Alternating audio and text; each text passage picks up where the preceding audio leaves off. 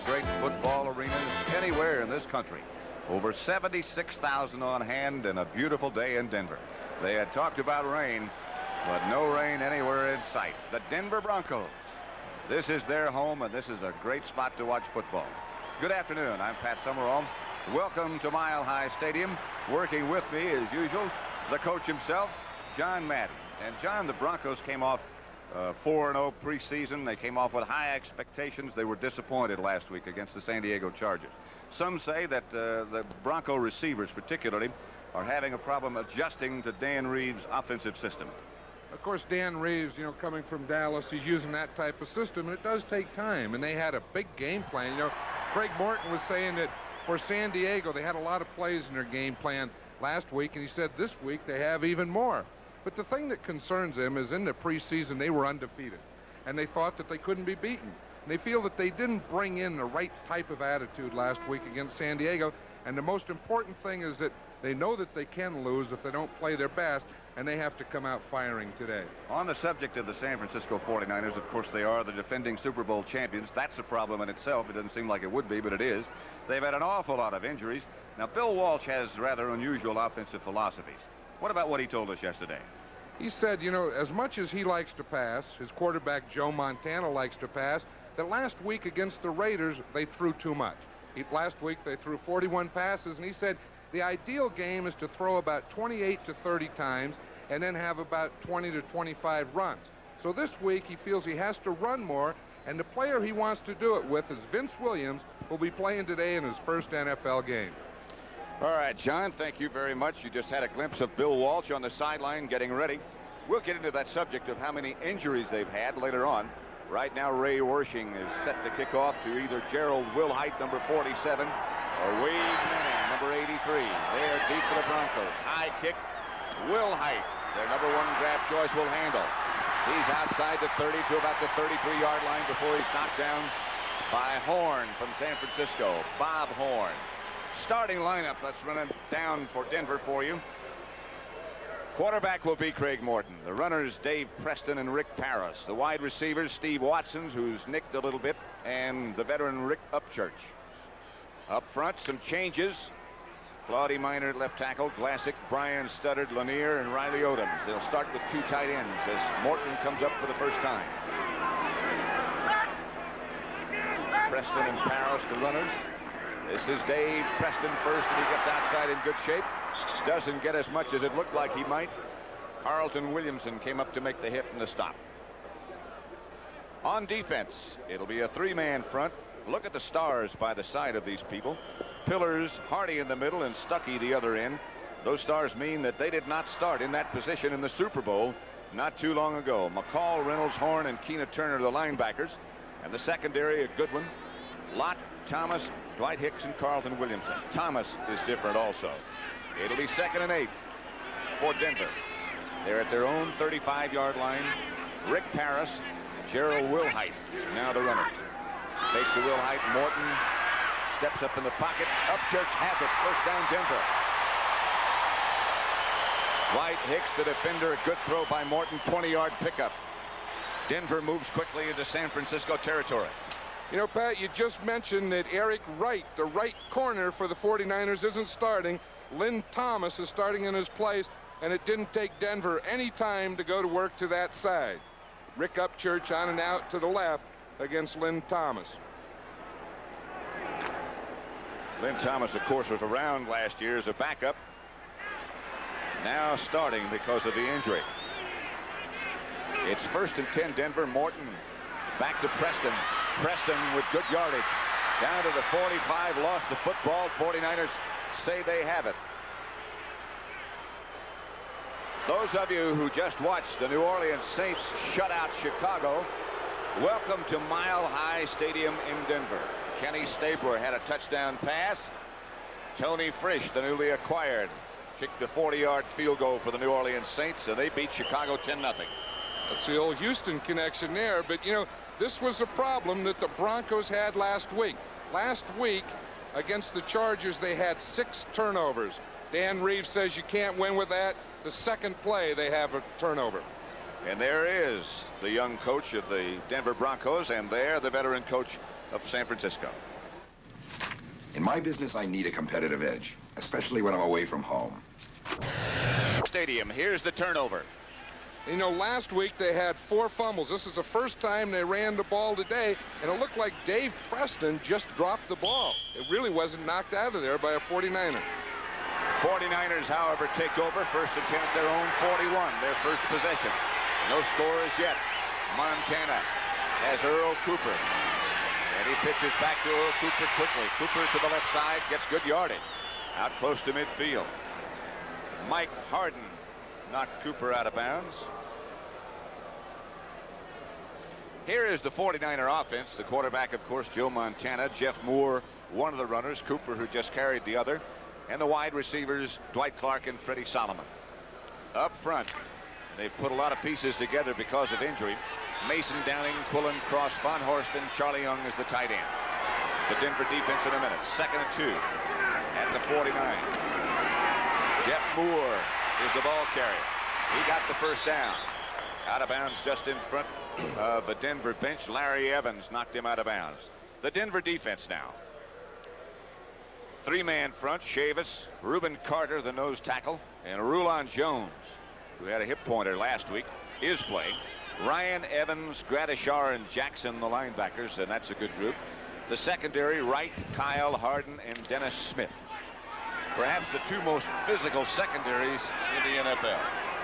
Hey, and 2 of those guys played in college together. Dennis Smith for the Broncos and Ronnie Lott at USC. That must have been a hit in the secondary. Montana throws for Ronaldo Nehemiah.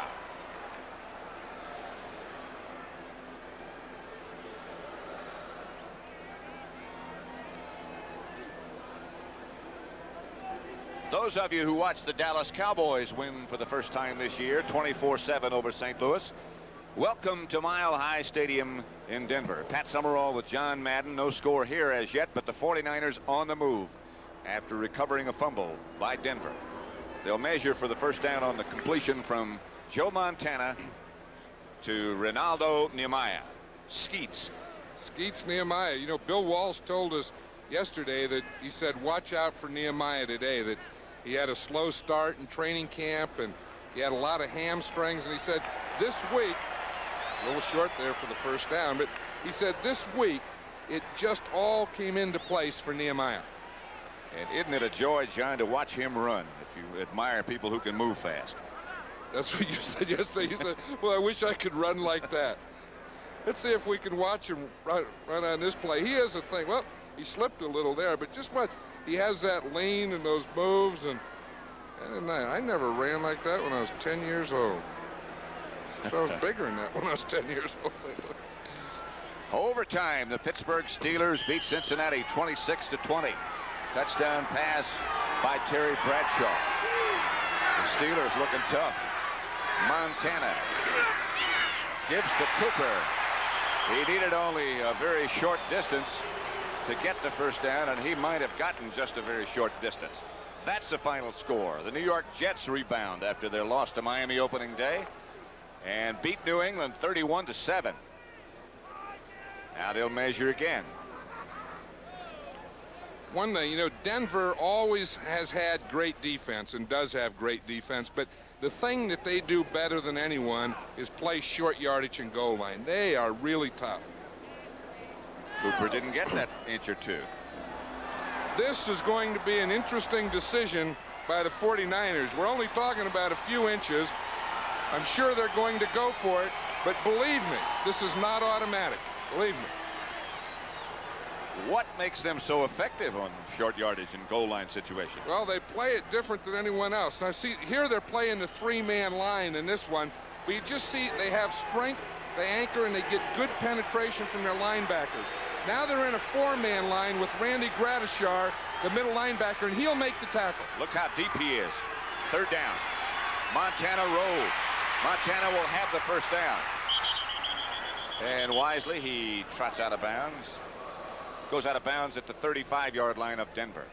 And that was the smartest play against that short yardage defense. Fake to the inside, get them all pulled in, and then run outside. Now watch Gradishar here, 53. He's deep. He's going to meet that ball carrier right at the line of scrimmage, but the ball carrier didn't have the ball. Montana kept it, and there was no one outside. As deep as he is, he runs just about as far as the ball carrier does to get to that point of contact. Cooper the lone setback. Jeff Moore now goes in motion. Montana looking left. Throwing left. Pass intercepted by Aaron Kyle. Kyle still on his feet, still going. Denver has the turnover now. They'll take it over at their own 38-yard line. A 14-yard return by Aaron Kyle. Keith Von finally made the stop. That was one of those things. We'll watch it again. It backfired here. See, here's Aaron Kyle. He's going to make the play, but it looked like as the receiver came down to run the pattern that Montana threw it to the wrong side. Now watch this. Montana's going to read the receiver. Now watch, we see the receiver come down. See, stop it there. He did the hook in here, and the ball was thrown outside. Just a misunderstanding between the quarterback and his receiver, something they don't do very often. Nothing still.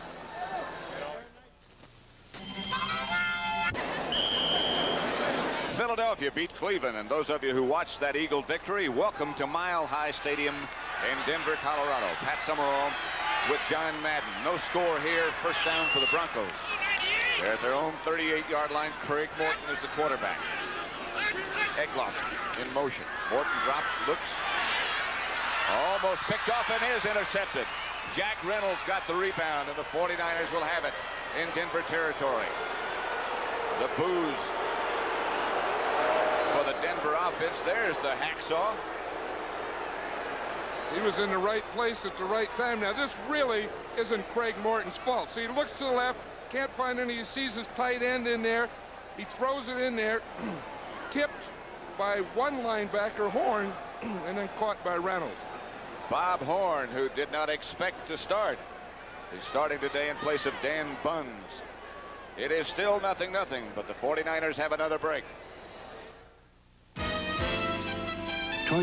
Next Sunday, the Giants will be at Pittsburgh. The Steelers now 2-0. Coach John Madden and I will be there. Dallas now 1-1 against Minnesota up there. And the Vikings now 1-1. The Rams at Philadelphia. St. Louis, Washington, Chicago, San Francisco. Here at Mile High Stadium, it's the 49ers 0, Denver 0. 49ers first down on the Denver 46. Joe Montana, the quarterback. For Solomon. Got him. Touchdown, 49ers. For Freddie Solomon. Aaron Kyle back there with him. Kyle, who had just picked off an interception, but Solomon got the good throw from Montana. That was something. They went 2 tight ends now, and they just had one wide receiver in there. Freddie Solomon, he was out to the left side, and he just ran a streak on that play. Just a go, and he was gone. Let's see if we can watch it again. We have him here. There's no one else in the picture, which doesn't show a lot, but there's Aaron Kyle, and you did see as Freddie Solomon went down there, he didn't do anything. He just outran Kyle, looked back, and the ball was thrown perfectly by Joe Montana. Montana holds. Ray Wersching makes it 7-0 49ers.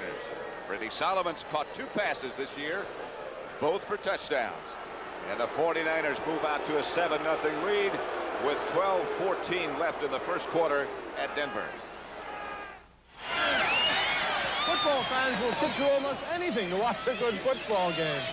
Aaron Kyle was isolated on Freddie Solomon. We'll see the play fake in here. Now watch it hold the linebackers and the free safety right here. See, now that left Kyle out there by himself. Now watch the effect of the play pass. See, here's a linebacker held here. The safety's here. He can't get over deep because of the good play fake, good pass protection. And that's why Kyle was isolated.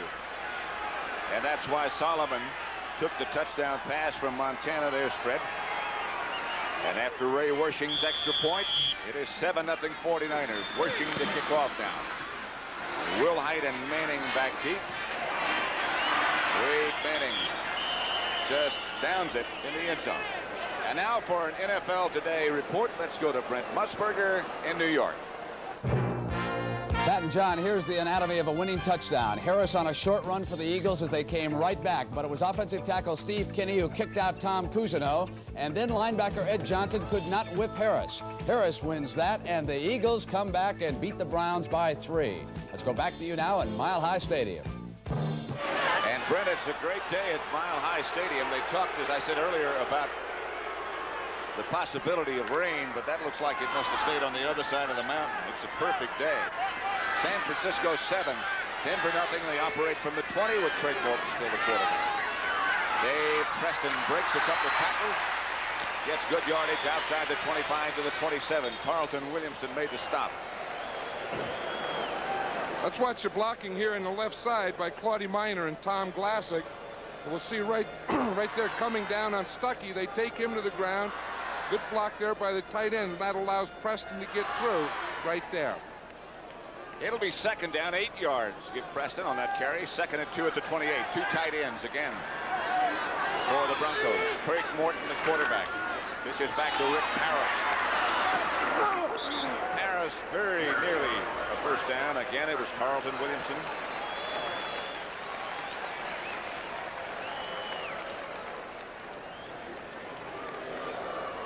You know, Rick Perros, excuse me, John, it is first down.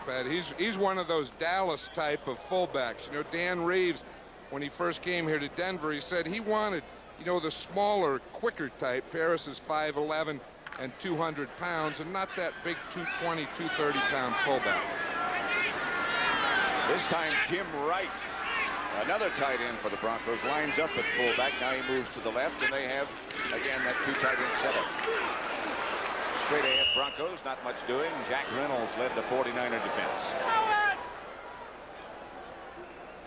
You know, the last pass that Craig Morton threw in the last time they had the ball was intercepted, and it looks like on this drive they decided to establish the run, which today is impossible. You know, the thing you have to establish really is mixture. Which is what the 49ers did so very well last year when they were the Super Bowl champions. On 2nd and 7, number 7 drops to throw and does. Riley Odoms makes the catch in 49er territory. 18-yard pass completion from Morton to Odoms. First down, Denver. I'll tell you, Riley is a big target. You know, that's what you like in those tight ends. He's 6'4", 235 pounds. This is what Morton sees. Good pass protection. You see that big target in there. Just hit him right between the linebacker Reynolds and the corner coming in. The Broncos have 3 tight ends of whom they're very proud. This time Upchurch comes out to the left. Gerald Wilhite is the deep back in the I formation, and he gets the carry. Wilhite, the #1 draft choice, hit at the line of scrimmage, lunges for a couple. Ronnie Lott on the tackle. 4th quarter. The Los Angeles Raiders looking very tough. 38. Atlanta 14.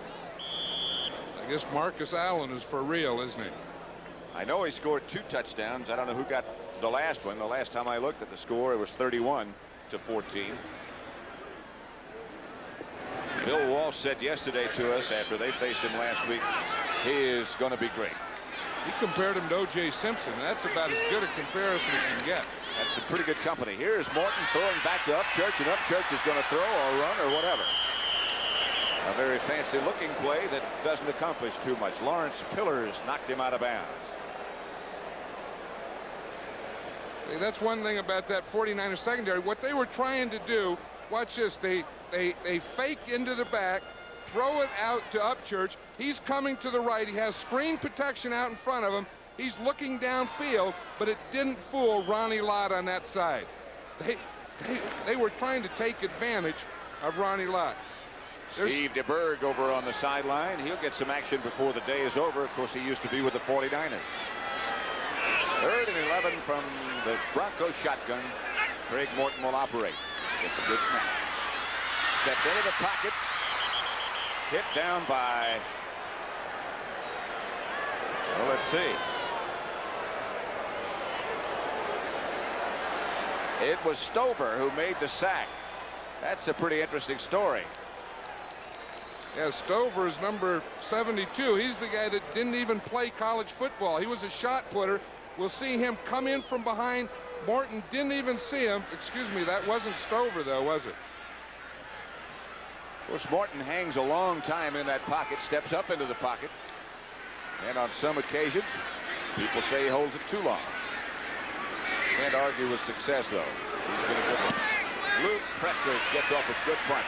Bill Ring lets it bounce, and it goes out of bounds at about the 1-foot line. What a punt by Luke Prestridge.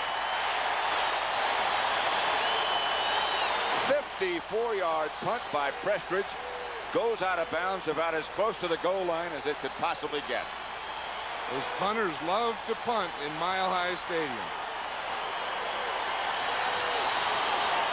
San Francisco 7, Denver nothing. The score at Mile High Stadium as the fans start to pound. 8:11 left first quarter. Out of the blue comes Complicated football can be. The two quarterbacks talk with each other. There's the man who made the tackle a minute ago, along with Stover. That's Pete Kugler. Pete Kugler. He was just switched back to defense this week. He was a defensive player. They made an offensive lineman out of him, switched him back to defense this week. The end of the football is just about on the goal line. Everybody except the center for San Francisco is in the end zone. Montana is still there. He throws it away. Earl Cooper was the nearest 49er. The fans, of course, boo because Cooper really had no chance. You know, this is a very dangerous place to pass. Of course, if the quarterback gets sacked, that's 2 points.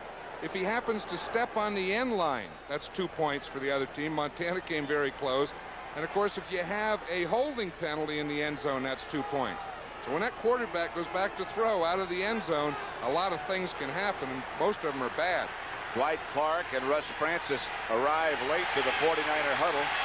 Solomon out wide to the right, Clark to the left. Earl Cooper is the lone running back. Montana gets to Cooper. Almost lost the football. I think he held on. He's hit by Don Latimer first. He might have gotten a yard, but that's all.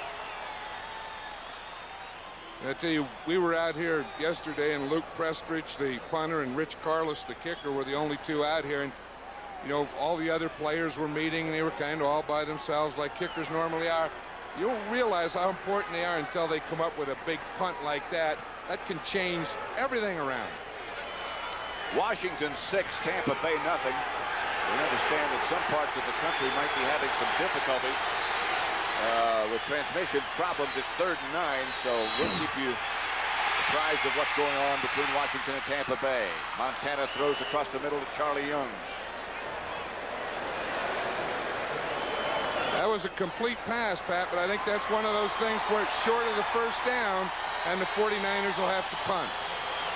It does give their punter, Jim Miller, a little bit more room to operate. You could see that the Broncos have packed the house again, their 90th consecutive sellout at Mile High Stadium. Miller, of course, wears one shoe and punts with a foot that doesn't have a shoe. Be nice to be barefooted in that nice green grass. Miller gets off a fine kick up. Church will handle at the 42-yard line. Backtracks one step. Is hit at midfield. Stays on his feet momentarily. Knocked down by Bill Ring, number 30. 49-yard punt by Miller. A 9-yard return by Bill Ring. We will be in Pittsburgh next week when the Giants come to town. Coach Madden and I.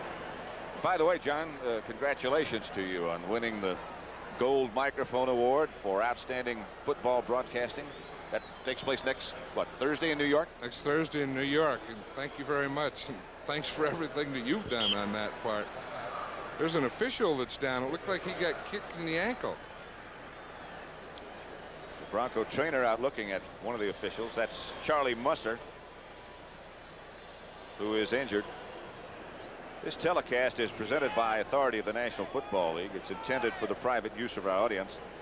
Any rebroadcast or other use of this telecast without the express written consent of the Denver Broncos and the National Football League is prohibited. Pat Summerall with John Madden at Mile High Stadium in Denver. I don't think, John, there is a better place to view a football game than this stadium. No, there's not, and it's a nice place to play. That grass down there is the turf that football should be played on. First and 10 at midfield for the Broncos. This is Wilhite looking for some room, finding some, lunging. Carlton Williamson is the man who tripped him up. Wilhite, their #1 draft choice. Got about 4. Maybe not quite that much. I say that Gerald Wilhite really hasn't learned to run under control yet, that he's taking long strides, he's running too fast, and his feet aren't in position to make the cuts that he has to, but that'll come with time. That was an interesting observation by Dan Reeves yesterday when he said that. 2nd and 7 at the 47-yard line. Morton out to Paris. He got a couple of yards, not much more, knocked out of bounds by Milt McCall. Seattle nothing, Houston nothing. First quarter score. By the way, we have information that Earl Campbell is out of the game for Houston, and he has an injury. We don't know as yet the nature of his problem. We will get it for you. 3rd down, 5 at the 45 for Denver. San Francisco leading 7-0. Pretty impressive career statistics for Craig Morton, who says this will be it, his last year. You drop. Up into the pocket, and down he goes again. And once again, it's Pete Kugler, the first man there. You know, Pete Kugler is one of those big, strong guys that he's had problem in training camp. He's had a bad back, and they've moved him from offense to defense, but he looks like he can pass rush. You see, he was in there, he was tied up by 2 guys. He comes off it and gets right in front of Morton. Now, the thing that caused that sack was the good coverage by the 49ers secondary, because Morton had a little time, but he had to wait and wait and wait, and then Kugler was there. Luke Prestridge has punted 1 time. 54 yards. Bill Ring and Dwight Hicks. That's deep.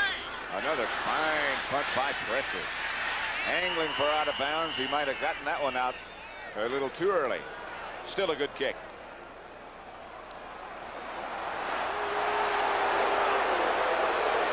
Out of bounds at the 18-yard line. A 32-yard punt. He hit it well. Just went out of bounds too early. Possibility, of course, looms that there will be a strike. That the National Football League Players Association will not play next week. However, we'll be in Pittsburgh. And the NFL today will also appear. Strike or no strike. That's Russ Francis in motion. Fumble by Montana. He gets it back.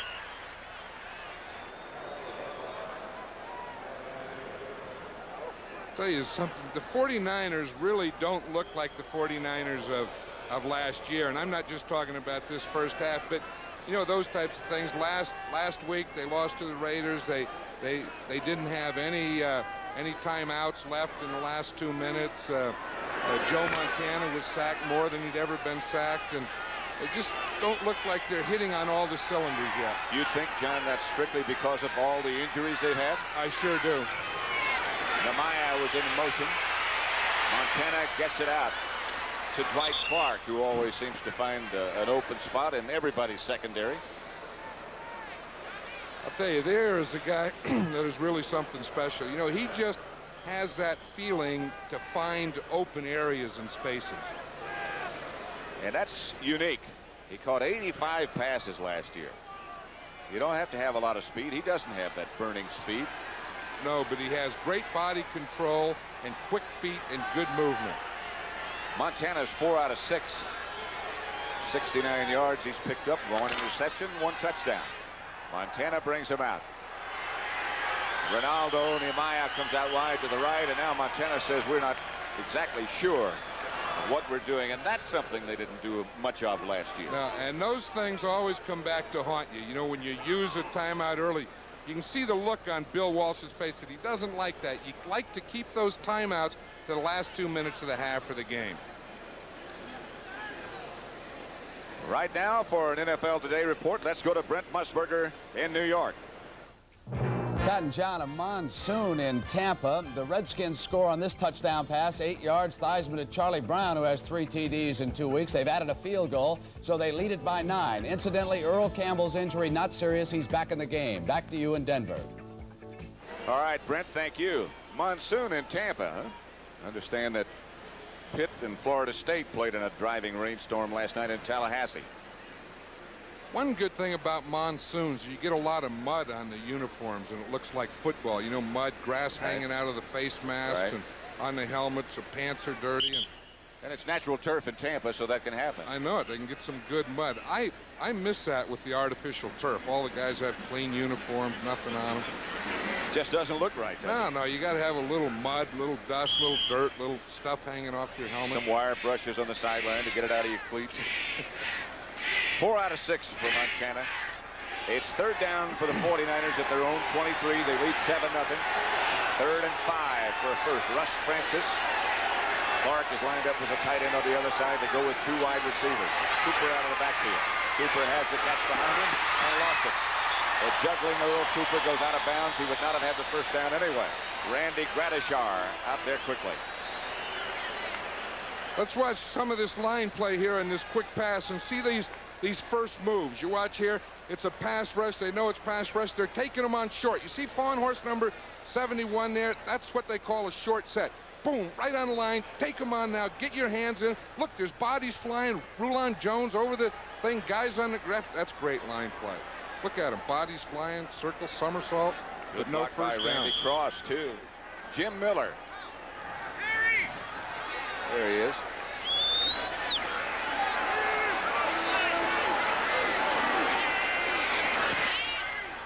This one he didn't catch. Upchurch at the 34. Got some room. Upchurch around the corner. Got some blocking. Upchurch cuts back. He could go. Rick Upchurch all the way for Denver. Touchdown.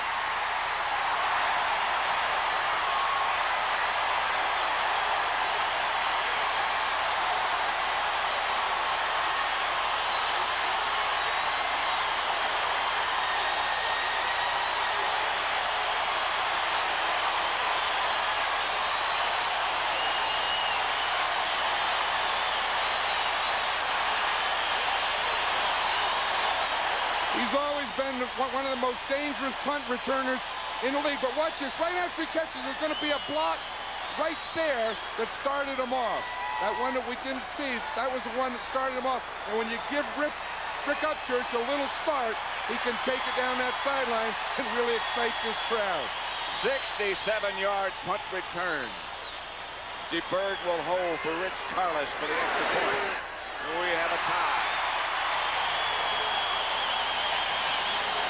Chuck Heberling, the referee, just gave you the indication. And it's Denver 7, San Francisco 7. 67-yard punt return by Rick Upchurch. When he first came in the league, Pat, he was just a punt returner. Now watch this. We're going to see Rick Upchurch when he catches the ball. Now watch the block right there. That was against Ferrari. That was the first guy. They stopped the first guy. That let Upchurch get to the outside. They had a little wall there, and then he outran the rest. The only one left was a kicker, and they don't make tackles. Especially when they only wear one shoe. And they're from a farm. Rich Carlos is also a barefoot kicker. He'll kick off as Rick Upchurch gets the congratulations from his teammates and Hi Mom. The 7th return in his career for a touchdown by one of the best who ever did it. In fact, the best in terms of yardage, Rick Upchurch. Carlos will kick off. He looks like he's about 12 years old. Maybe a little older. No, about 12. Carlos kicks the ring. Ring is hit at the 10-yard line by number 49, Dennis Smith. Now let's have a look. Watch them come down here. Now, this is what they have to do. The first ones down have to get in and get through or break that wedge. See, now they're through the wedge, and, of course, Ring doesn't have a chance. But I'll tell you one thing. With this crowd in Denver, Pat, they've always been great fans here. And when they get the momentum and something's going their way, they really get crazy. There is the kicking tee still there. You know why? Because they have to kick over again. There's a penalty flag still there, On too. the kicking team, number 55. We will replay the kick with a 5-yard penalty. So Rich Carlos has to go back out and do it again. You say this is a great place to play, John. Did you feel that way when you brought the Raiders here? I always, yeah, I did feel that way because we like the turf. And if you're not going to get cheered loudly, you like to be booed loudly. At least you know someone's there watching. That's the way my players. And they could certainly get that done. They were the best booers in the league, especially those south stands down there. I'll tell you, they were crazy. That would be the stands off to our right. And a couple of other interesting things about that group of people that we'll get into a little bit later on.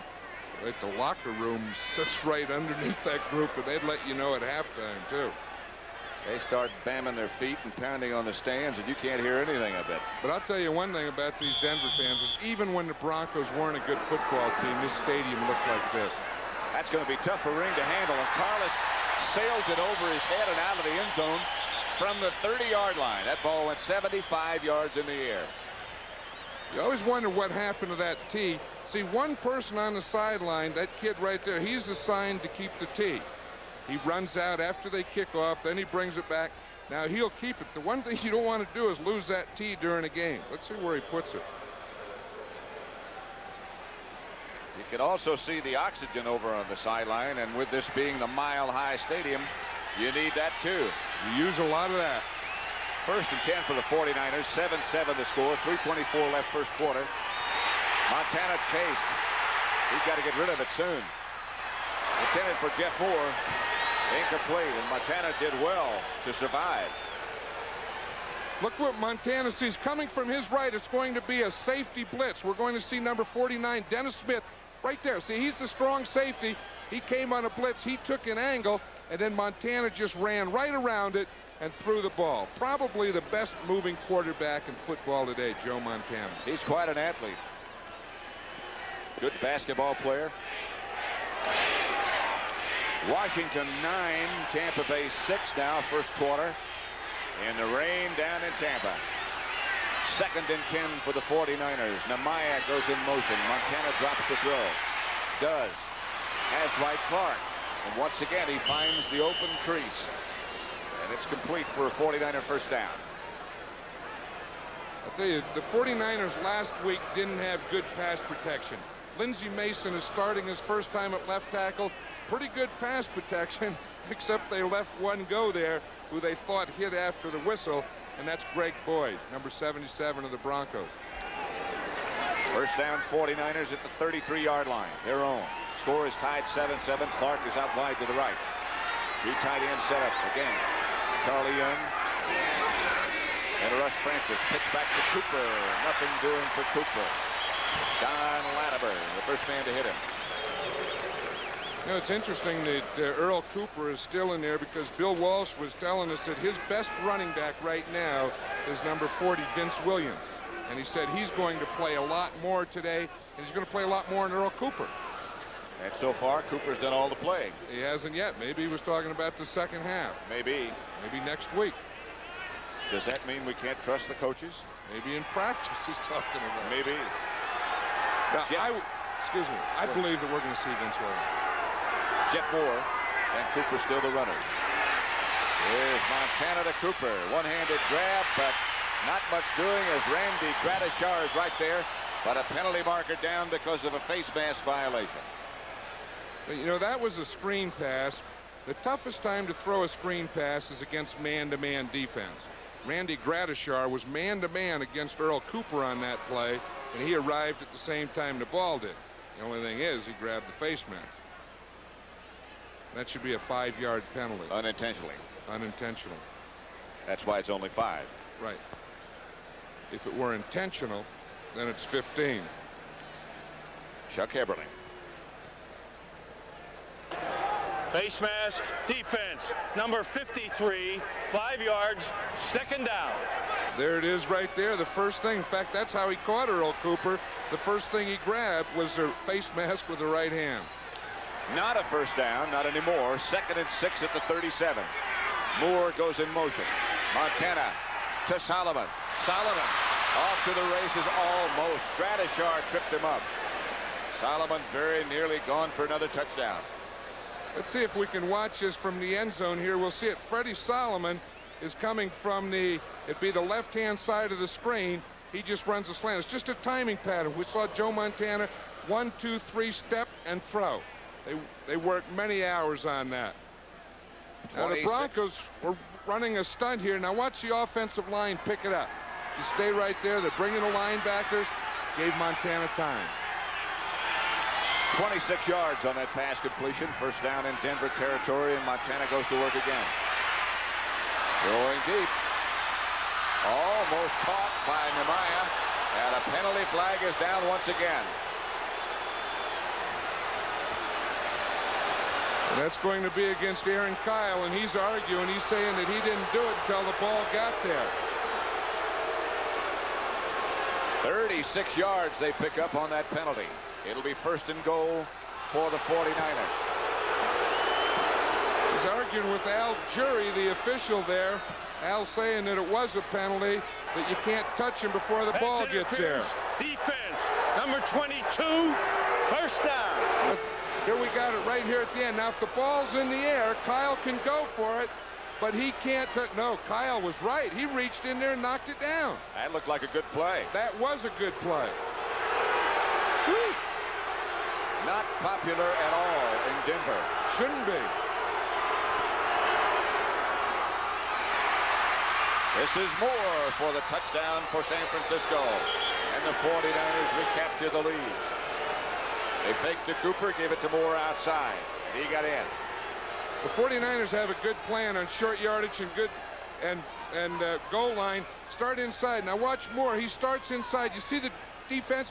It all goes down low, packed inside, and then he just bounces it to the outside because everyone was slanting in. They got the strong safety, Dennis Smith, caught to the inside. Jeff Moore scores the touchdown. Ray Wersching will try the extra point with Montana holding. And Ray, who never looks up until it's gone, hits it to go ahead 14-7 for his 49ers. And now for an NFL Today report. Let's go to Brent Musburger in New York. Pat, here is that score down in Tampa by Doug Williams. You've certainly seen this before. Kevin House will break wide open in this sequence because a defensive back has slipped. And there goes House. He'll complete the touchdown run. They missed the extra point, and Pat, you can identify with this. They're having a terrible time snapping the ball on punts and extra points in this horrible weather. Back to you in Denver. Brent, you're so right. It's hard to snap it. It's hard to hold it. And even more difficult to kick it because you can't get the traction when the ground is so wet like that. Not so much with the kicking foot, but with the left foot. If you're right-footed kicker. That's really the most important foot, isn't it, for a kicker, is the plant foot. Yes, it is. Wersching will kick off for San Francisco. 56 seconds left to play in the first quarter. It is the 49ers 14, the Denver Broncos 7. Rick Upchurch with a 67-yard punt return scored the Broncos touchdown. Back deep, Gerald Wilhite and Wade Manning this time. It's Wade Manning 5 yards deep in the end zone, and out he comes. Manning still on his feet, struggling, gets out to the 20. Let's go back and check that interference call that set up the 49er touchdown. First, it was an 80-yard drive, but the big play is right here. I don't know. You see, there is not interference unless he called it for the bump just before that play.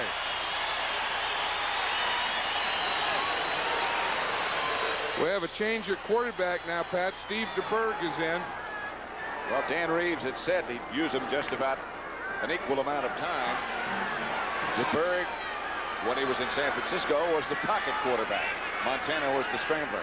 Now it's Morton who's the pocket quarterback, and DeBerg is the scrambler. Sammy Winder was the ball carrier. He just does get back to the line of scrimmage. Steve DeBerg. Yeah, I think that Steve DeBerg, is going to play some now, and then Craig Morton will probably come in. It was interesting. Craig Morton said about the two quarterback system. He said, I don't care if that's what's good for the team. Steve DeBerg says, I don't like it, if I were number 1, but if I'm number 2, I like it because that means I'm going to play, and I know it. 2nd and 9, a 1-yard pickup. DeBerg hands off to Gerald Wilhite, and Wilhite bangs for first down outside the 30. Carlton Williamson. Dwight Hicks made the stop. And that will be the end of quarter number 1 as you look at Craig Morton over on the sideline. It is San Francisco 14, the Denver Broncos 7. This buzz for everyone who knows they've got what it takes to get the job. Wilhite to get the first down. And indeed, it is a first down at the 32-yard line. Their own for Denver. 1st and 10. First play of quarter number 2. DeBerg, the quarterback. Upchurch swings in motion. The pitch is back to Ron Paris. Paris got a couple of yards, and that's all. Jack Reynolds, the first man there, pursuing as he's done for so many years.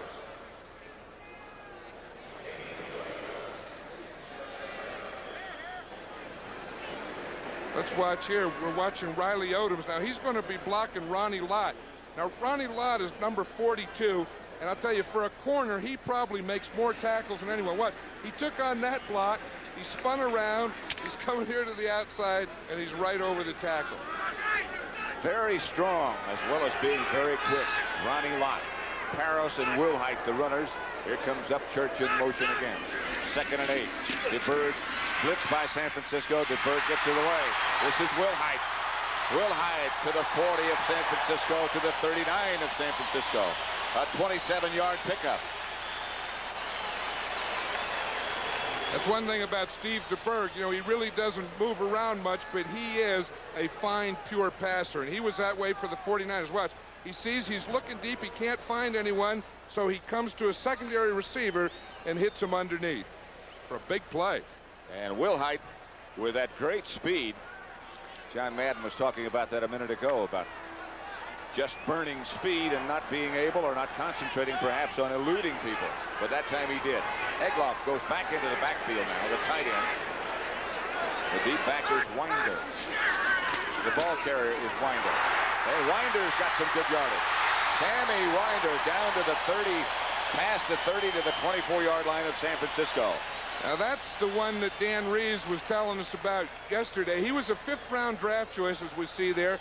Gerald Wilhite was a 1st-round draft choice, and he said Winder has adjusted and adopted better than Wilhite. And right now, as we watch him start to the middle, break to the outside, Dan Reeves says right now he's the Broncos' most productive runner. Dwight Hicks on the tackle. First down, Broncos at the 49er 24-yard line. The Niners lead 14-7. 12:46 left in the first half. Winder, one of the runners, along with Paris. This will be Sammy Winder again. Winder spins, breaks one tackle, maybe picks up 2 yards. Jack Reynolds again led the defense. That's probably the toughest thing to do against a 3-man line, is to sweep. Because they have those 4 linebackers in pursuit going up and down the line of scrimmage, and by the time you get to the outside, they're all there. Detroit leading the Rams 3-0. Problems with the Los Angeles Rams, it would seem. Steve Watson out wide to the left. Upchurch lined up inside him. DeBerg looking downfield to righty Odoms. Odoms moved to the outside. DeBerg led him to the inside. A mechanical, physical mistake. That has to be one of those problems with a reading thing. That's why I never liked that. I wanted my quarterback to know where my end was, and the end to know where the quarterback was going to be. And that one, it looked like DeBerg thought Odoms was going in, and Odoms went out. DeBerg threw in, and Odoms was out. Darn near an interception. Fred Dean makes an appearance in the San Francisco defense, along with Stover. There's number 74. Whoever has to block him, look out. DeBerg back to throw. Going high in the corner for Watson. Penalty marker goes down at about the 10-yard line. Let's see how they handle Dean. I'll tell you, the guy that's blocking him is Claudie Miner, you know, and he's just been switched from left tackle to right tackle. But I'll tell you, he's always been one of the best offensive tackles in the league, and he's one guy that can handle. You know, he just waits. He doesn't overcommit on anything. And that's, I'm sure, a tendency when you have to block someone like Fred Dean. People don't realize, John, what a difficult move that can be to move from right to left. 28, first down. It is tough because everything that was inside is now outside. Everything that was outside is now inside.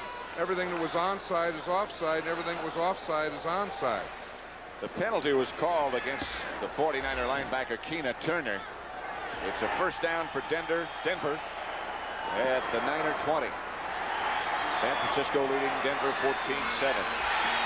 Rick Harris and Wilhite, the two runners. Hand off Wilhite. Wilhite for about 5. Gets down to the 15. Jim Stuckey on the tackle. You know, that's another thing. We were talking about Claudie Miner. The guy playing over him today is Jim Stuckey, who has been the starting left end for the 49ers. Of course, their starting right end, Dwayne Board, was injured last week, out for the season. So they moved Stuckey from left defensive end to right defensive end, and Lawrence Pillars is now the starting left defensive end. So you have a tackle who moved to left tackle against an end who moved to right end. 2nd and 5. 11-14 left in the first half. Is Egloff in motion? DeBerg rolls, throws, complete. Inside the 5 to Egloff. To Jim Wright. I'm sorry, not Egloff. The other tight end, Wright, 11 yards. Let's watch him. He's number 87 here. He's listed as a 3rd tight end. Dan Reeves said he wants to play him more because he's one of the 3 tight ends that can get deep. You know, and he is going to be something for this team. He's only a rookie now, but eventually he'll be the starter. It is 1st and goal as you get a look at Jim Wright. 1st and goal at the 4. The runners will be Wilhite and Paris. Steve DeBerg, the quarterback. Egloff lined up as a flanker. Now he goes in motion. DeBerg, touchdown to Paris. Rick Paris brings the Broncos to within 1. Hey, that was a great drive by quarterback Steve DeBerg. You know, he looks like he may know a little something about this defense, a little something about the 49ers. Of course, that was a team that he had played for. A little quick fake, and then boom, right out to Paris, who was the first back. Perfect throw from DeBerg. I bet there was a pick in there somewhere. Jack Reynolds was the closest man to him. Rich Carlos with DeBerg holding. Rockets it right through the heart. And the Broncos have tied it up at Mile High Stadium. Let's see if we can see if there is a pick. We see there's motion. Now watch Reynolds. He has to pick Paris. No, there's no pick there. He was just outrun by Rick Paris. Jack Reynolds beaten on the goal line. It's something that they obviously had figured out that they would like to work on, and it worked. 14-14 tie. Time. When you ship air cargo, time really is money. That's why Flying Tigers gives you 3 ways to get your shipment delivered, all guaranteed 100% or you don't pay. Overnight by 1 p.m., overnight by 5 p.m., and second day by 5 p.m. Flying Tigers. It's on time or it's on us. Flying Tigers. Avis steps ahead with new Avis Express to get you from your plane to your car fast. I'm David Mahoney of Avis. Follow me. Walk right past those crowded airport rental counters, straight to the Avis bus. Avis Express is the first express service that does not require a bus pass, just your name. Your guaranteed rate contract is ready at our express location. Ask for Avis Express, another way that trying harder makes Avis second to none. 19 left to play in the first half, and here's the situation at Mile High Stadium. San Francisco 49ers 14, Denver 14. Rich Carlos will kick off. There's the Broncos' last scoring drive. It was impressive. 10 plays, 80 yards, 537. DeBerg, the touchdown pass to Paris. Very impressive drive. DeBerg was 3 out of 4 for 42 yards and the touchdown pass as well. Here's Carlos to kick off. High kick. It will be Jeff Moore at the 1-yard line. It's Jeff Moore down at the 14. Very quickly. Wade Manning down in a hurry, along with Rob Lytle, who really has performed well on special teams. Next week, the Giants will visit Pittsburgh. The Steelers now 2-0 and on a roll again. This was supposed to be a rebuilding year for them. It'll be interesting to see what they look like. Rebuilding 2-0, and Dallas now in the win column, 1-1 against Minnesota, 1-1. Rams, Philadelphia, and the rest of the schedule next week here on CBS. First down, 49ers. Montana throwing on almost every down. Charlie Young to the 19. Aaron Kyle up to make the tackle. You know, Lindsey Mason is playing his first game at the starting at left tackle for the 49ers. We drafted him years ago with the Raiders, and it's his first time to start. I always thought that he was going to be a good player. He played behind Art Shell there and didn't really get a chance to start. And now I think he's going to get a new life here. And I've been watching him today. He has to lose just a little weight, but I think he's going to get the job done. He is 6'5" and 270. 2nd and 5 at the 20. Montana again to throw. Looks, pumps. Outside defense, Williams. There he is. And Williams will have the 49er first down. Knocked out of bounds by Jackson. I told you Vince Williams was going to play today. Huh? It is the first half, too. And Bill Walsh again thinks that, you know, Vince Williams will probably ultimately be the starter for this team.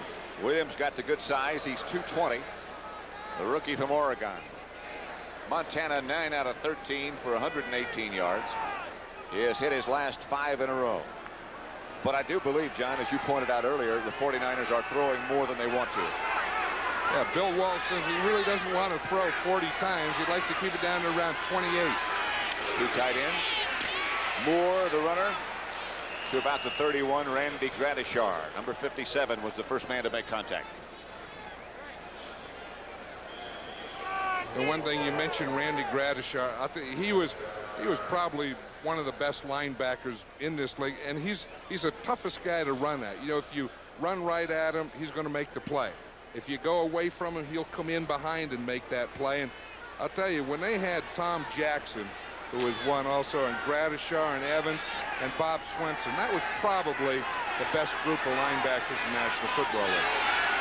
2nd down and 7. That's Vince Williams, the ball carrier, and again, Gradishar right there. The thing about Gradishar, not only is he tough and strong and whatever, he's so very quick. And some guys have that ability. They're hard to get to. I know. You just can't get to him. You never get a clean block on him. He always has clean feet. You never get down there at his feet. Woody Hayes, you know, is a guy who would know something about it, but he said Gradishar is probably the best defensive player he ever had. So he's the best linebacker he ever coached in his life. When you think of all the great ones that came out of Ohio State, that's a pretty fine compliment. Here's Montana to throw again. Pass almost picked off by Dennis Smith, and he had a lot of green in front of him. Well, Dennis wanted this one. We'll see him. He's man for man here. See Montana go back. He really has pretty good pass protection. He's watching. He throws out there. Dennis Smith really got a good jump on that ball. The only thing he didn't do is hold on to it. He of that great secondary at USC, along with Ronnie Lott and others. Miller back to punt for the 49ers. Good kick. And it will be the dangerous Mr. Upchurch from the 19. Upchurch nothing doing this time. Gets to about the 35-36. Bill Ring was the first man to hit him. 47-yard punt, a 17-yard return nevertheless. It is San Francisco 14, Denver 14, 7:48 left in the first half. If you want it. Pat Summerall with John Madden at Mile High Stadium in Denver. 14-14. The injured starters for the 49ers, Board, Harper, Buns, Wright, Ayers, and Bubba Paris. They have really been hit.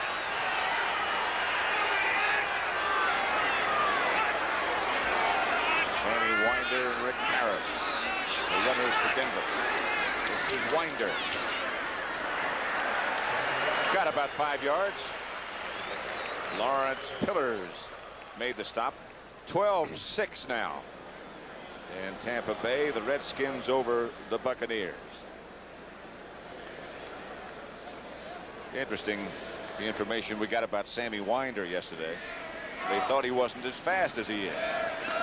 You know, that happens. They'll run a player. They'll get one time. It was on a sandy field or something. They got a bad time. It goes into computers. All the scouts have it, and it's wrong information. 2nd and 6. Watson came in motion. Paris picking his way. Gets across the 45, very near first down. Bob Horn, playing in place of Dan Buns, made the stop. That's the thing that Dan Reeves was talking about, that he wants it. Now watch Paris take the ball here. He'll start to the left. He said he doesn't want him to get there too quickly. Let the blocking develop, let it go, and then cut back against it. See, he wants his fullback to start up in there slow, under control, and then roll back against pursuit. That's a good picture and example of what he wants from his fullback. And a perfect description of what he was talking about yesterday. 49ers overran the play, and he just cut back in the other direction. 3rd down, about a foot. Line of scrimmage, the 46 in Denver territory. Egloff in motion. Harris again. Now this time, he made a mistake. Ronnie Lott, the first man up. You know, on short yardage there, you can't bounce to the outside, because now watch Lott here. He's 42. He comes up to the outside. You see, he can't get outside because Lott's here. You have to keep the ball to the inside on short yardage. That's a mistake that Paris made on that play, and I'm sure that he won't make that all year. But on short yardage, when that corner's up there, coming across the line of scrimmage, you have to keep the ball back inside of him.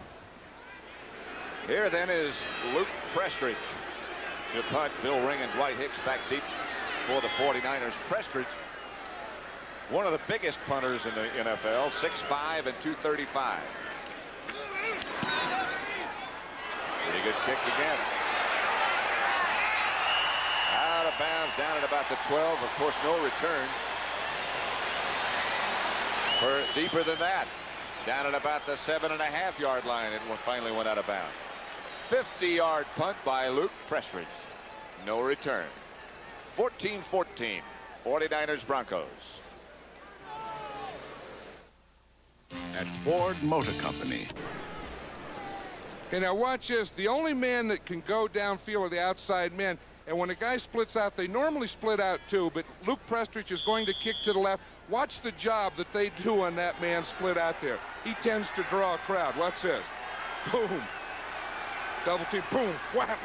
He never got off the line of scrimmage. That was Wade Manning. First down, 49ers. Montana drops, looks, throws. Finally got Solomon. Solomon gets away from one man, knocked out of bounds at about the 15. Dennis Smith hit him out of bounds. San Francisco has had tough field position. Last 5 possessions, they've begun from the 1, the 18, the 20, their own 20, all of these, their own 18 again, and now they start from their own 8-yard line. That's tough. You know, and you know the thing that caused that, or a big part of that, is the kicking game of the Broncos. You know, Prestridge has really put a couple of those kicks in there. Now, one of them at the 1-foot line, that one at the 8. He's kept them buried. Moore was in motion. Here's Vince Williams, and he's shy of a first down. And right now, for an NFL report, let's go to Brent Musburger in New York. Pat and John, more wool with that kicking game down in Tampa. Watch Curtis Jordan, number 25 of the Redskins. He is all over the punt. He also recovers it in the end zone for a Washington touchdown. And Pat, I'll tell you, the Redskins look impressive here the first 2 weeks of the season as they're sloshing their way to a lead in Tampa. Back to you and John at Mile High. Redskins could be one of the surprise teams in the league this year. How about Pittsburgh, as you said, they were writing them off, and You know, Bradshaw, Swan, Stallworth, Harris, they're still good players. Montana throws to Eason Ramson. And the backup tight end will get the first down for San Francisco, I believe. Yes, indeed. They've been working him at wide receiver lately because of the injury to Wilson. Normally he's a tight end, but they have two good tight ends already, and the persons of Charlie Young and Russ Francis. So Ramson can play anywhere. First downs, 9 apiece. San Francisco out of the shadow of the goalpost a bit now. First and 10 from their own 22. Right part lined up tight to the left. Montana looking in his direction. Montana being chased. Bryson Manor takes him down. The backup defensive end by one hand gets him down. That's the thing that usually doesn't happen to Joe Montana. We're going to see it here from the end zone. Now Bryson Manor's coming outside. You see, he beats the left tackle, he beats the left guard, he beat two men, and then just grabs Montana's shirt. Joe can't get away. That's where you need those tearaway jerseys. But that was a great pass rush by Bryson Manor. It's the first sack they had of Montana today, but he really beat two men. They were doubling him with Walt Downing and Lindsey Mason. A loss of 11. On second down, Montana throws and has his receiver. Again, it's Solomon. And perhaps they took too much time. Delay of the game. Offense number 16. They call it against Montana, which they always do. Against the quarterback, I mean, not just Joe Montana. It could tend to make a quarterback paranoid, couldn't it? But when they don't get it off in 30 seconds, then they give that to the quarterback. Now here's Bill Walsh. He's calling the play. He gives it to Ronaldo Nehemiah. Delay of the game. He's done that. Offense number 16. Second down. Nehemiah will go in, give the play to Montana right here with Sid. So he's telling him to play. Montana says, I got it. Now he goes and tells the rest of the guys. You know, there's so many little things, John. We talked about that field position. When you call the plays from the sideline, again, it creates a problem because it takes so long for the messenger to get in there. They got more yards to cover. In that case, he had to run 50 yards to get in there. And again, they're confused again, and they have to take a timeout. And that is 2 timeouts that the 49ers have burned in the first half.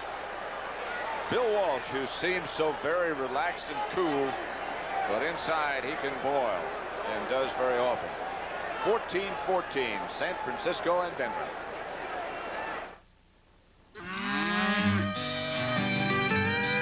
So I said to her, why don't let's... Here is the confusion on that last play that caused the 49ers to call a timeout. Look at all those guys in the backfield. See, they have 3 there. Jeff Moore starts to go that way. They said no. Montana said you belong over there. 3 men, you're supposed to go there. Oh, the heck with it. Timeout. Let's talk about it. And that's what they did. And now they huddle in the end zone. With it 2nd and 26 back at their own 6-yard line. Vince Williams is the lone setback. Jeff Moore right up over to the right. Montana back in his own end zone. Looking, taking a lot of time, and finally throws. Finds somebody. Jeff Moore.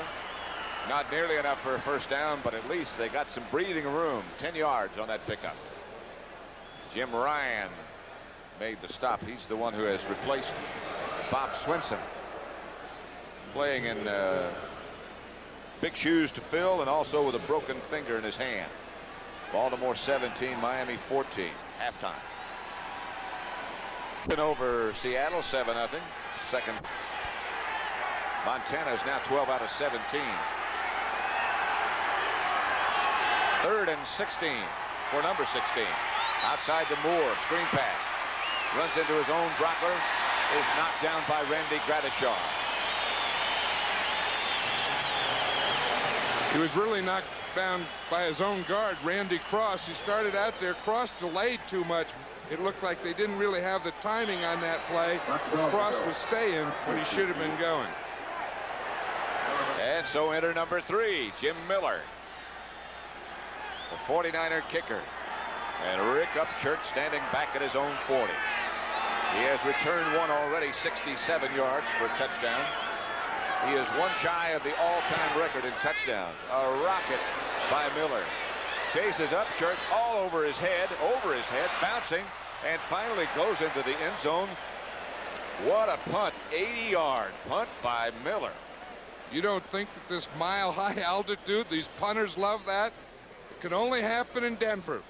That ball went 63 yards in the thin air. Denver has the ball. Born of tradition, nurtured. NCAA next Saturday. Now the Nebraska Cornhuskers against the Penn State Nittany Lions. Penn State led by quarterback Todd Blackledge, who's thrown 12 TD passes in 3 games. And Nebraska is undefeated, led by 2-star running backs Roger Craig and Mike Rozier. They beat New Mexico State yesterday 68-0, 883 yards in total offense. Talk about your #1 teams in the country. Maybe that'll settle something. Egloff was the fullback in that case. DeBerg going deep. Up Church, intended, overthrown. You know, it was interesting. Early in the game, the first pass that Craig Morton threw, he threw on that side to his left against Lynn Thomas, who's replacing Eric Wright, who has a hamstring injury. And they really haven't gone back to that side until now. Looked like Steve DeBerg was just waiting and saying, let me go to that side. So it'll be 2nd and 10 for Denver. We have 2:51 left to play in the first half. It is Denver 14, San Francisco 14. The Hacksaw, if you're wondering, is playing well. From the shotgun, DeBerg gives to Gerald Wilhite. The forward handoff, penalty marker down. Back in the backfield, deep, Lynn Thomas made the stop. By the way, excuse me, I was just going to say that the longest punt in 49er history until that one by Miller was 59 yards by Steve Spurrier. That one went 80 yards. So he broke it by a pretty good margin. That is so. I'll tell you, all punters love to come to Denver, but sometimes it's like having that short left field fence. They try and kill the ball and get a lot of shanks. Holding, offense, number 70, 2nd down. Holding on the offense. The stats so far in the first half, the yards rushing. 49ers only have 25 yards on the ground. That's not the balance they're looking for. Total yards, they have 170. Watson outright to the right, Upchurch to the left. DeBerg, the quarterback, on 2nd and 20. Hand off to Paris. Stays on his feet, still fights, gets out to about the 14.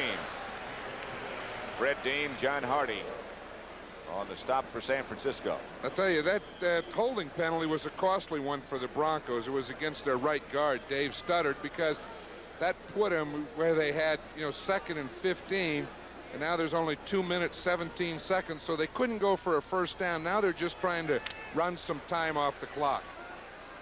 Detroit 9. The Rams nothing. 2nd quarter.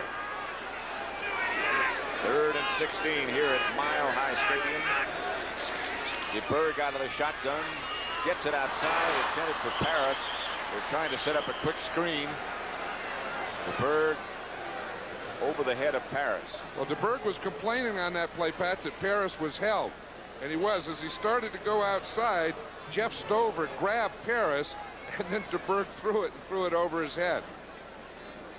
That's what he's saying. He's saying you can't grab the guy. So we'll get another look at Luke Prestridge. San Francisco 14, Denver 14, 2nd quarter, 2 minutes to go.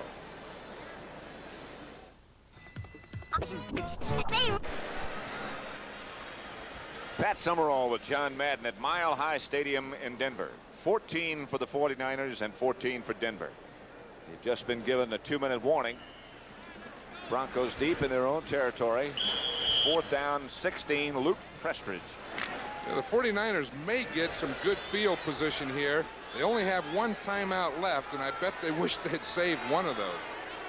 Don't forget at the half, Brenton Irv and the NFL Today and the update of all the scores and highlights from around the NFL. Prestridge hits a beauty.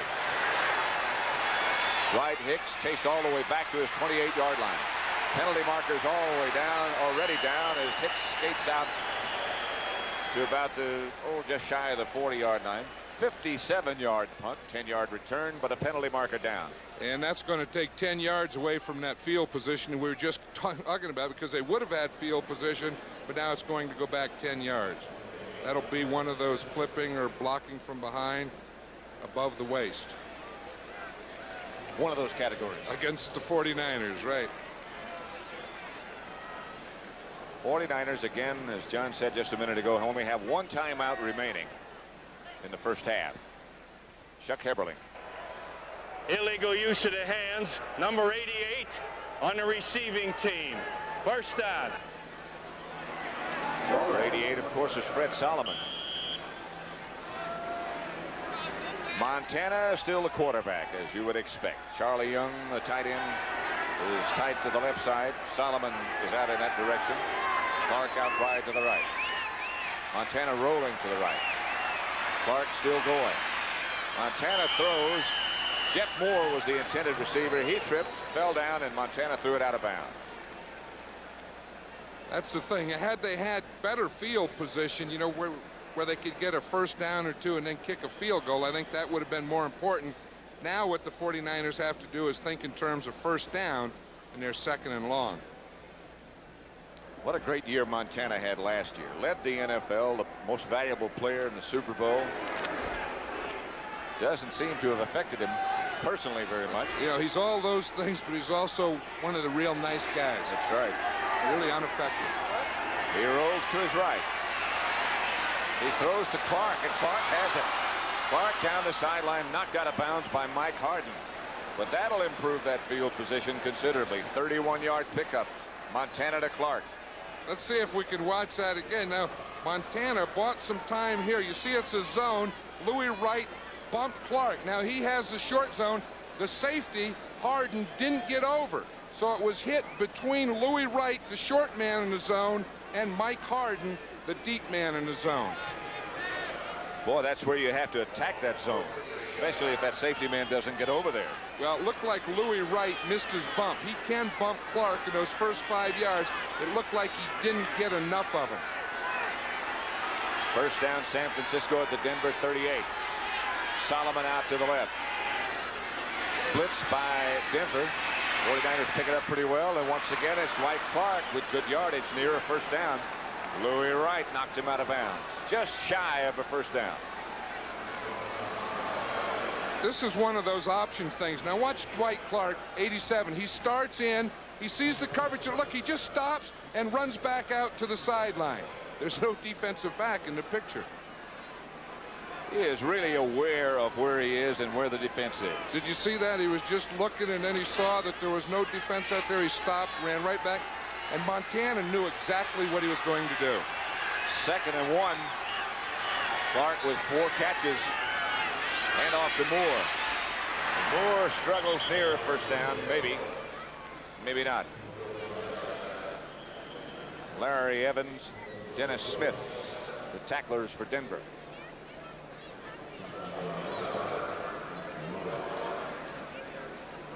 I don't think this is a timeout. I think this is a referee's timeout just to measure.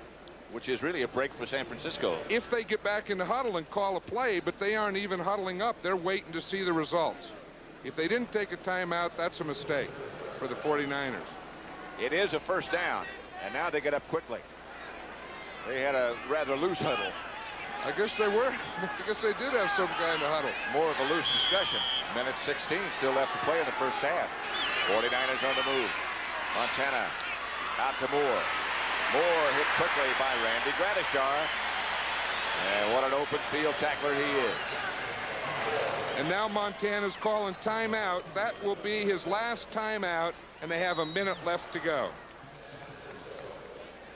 See, if they had to try a field goal from here, would be about 45 yards for Ray Wersching. He was hitting yesterday from between 52 and 55, so he can get it there. He said, we talked to him after practice, and he said that this altitude here added 10 yards to his kicking. He said he can kick 10 yards farther here than he can in Candlestick in San Francisco.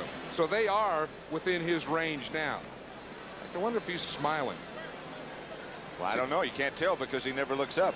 He doesn't look up. On the sidelines he does. See, they're talking about how far, and if they see, the coach is keeping a chart there as where they are now and how far that would be if they don't gain any more yards. Really, you know, in case you haven't heard this before, he doesn't ever look at the goalpost until after the ball is kicked. He gets his directions from the hash marks, because the hash marks just go right down the side of the goalpost. Right, and he just kicks right between the two hash marks, and he says, you know, the hash marks look a lot wider than those two sticks on the goalpost. Situation now, 1 minute left to play in the first half. Score tied 14 apiece. 2nd and 12 at the 29-yard line of Denver. 49ers on the move. Montana 16 out of 22, 193 yards. This is still the first half.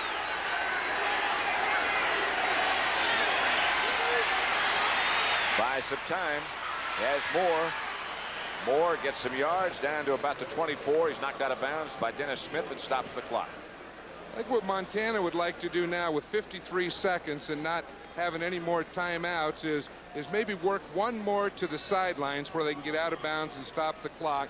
Then I think they'll probably take a shot to the end zone and then kick the ball if they're not successful. Of course, with 3rd down, the thing that he has to think of right here is just getting a first down and getting out of bounds. Then if he does get it, then he can go for the end zone. If not, they'll kick a field goal from here. He has Clark as the tight end on the left, and he quick counts, looking in Clark's direction, throwing for Dwight Clark. Touchdown! What a catch!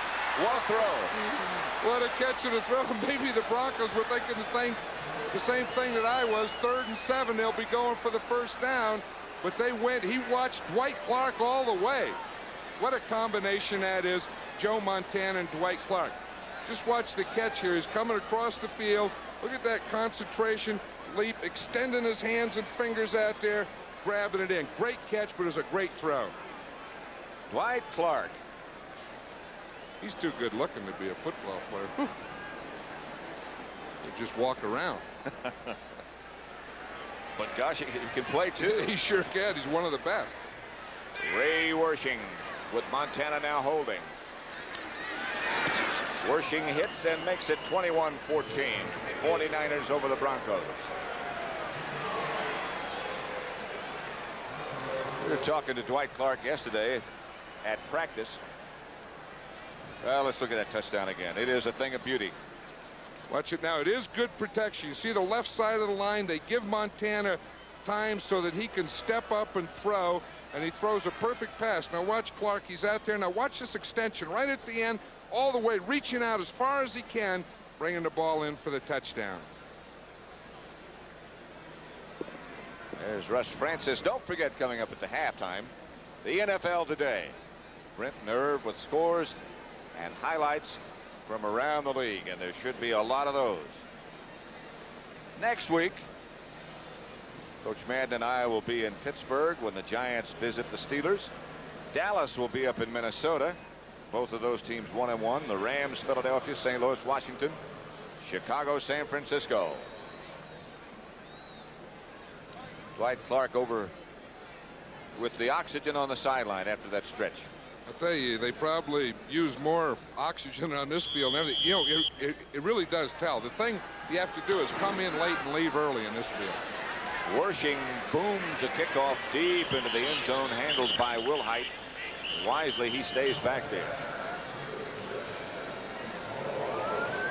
You know, this is one of the things that you can't adjust to, is this altitude here. And you know, we did a lot of studies. When you play in Denver, do you come in early and try and get adjusted to it? And they say that there's no way that you can. So what we would do is we would come in as late as we can and then get out as early as we can and spend as little time as we can and bring a lot of oxygen tanks. Because the players really do go to that in this stadium. And you can, psychological or not, you could feel it. I know walking up the stands yesterday, I could feel it.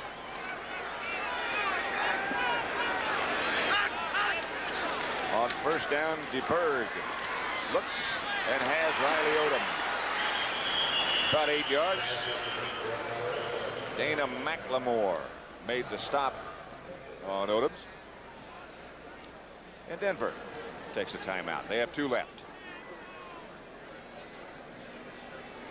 Hey, the 49ers have really done a good job in this first half.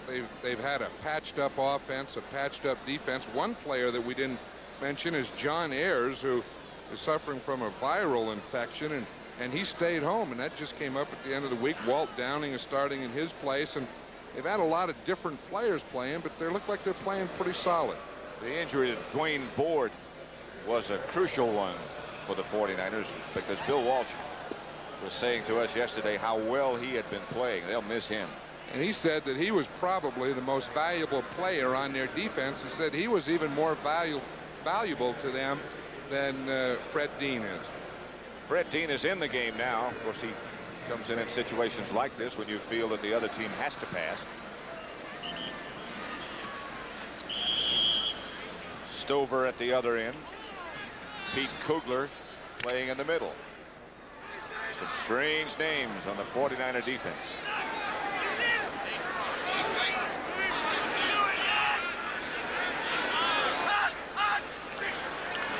Shotgun. DeBerg gets it out to Sammy Winder. Bobby Leopold right with him.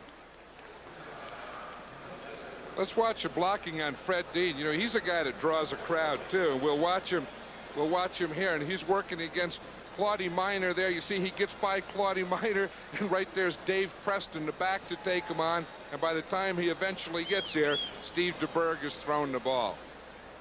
Tell you, but you have to do something to Fred Dean. You just can't block him single. You either have to have a tight end and double with a tackle, or you have to have a back in there or a guard sliding.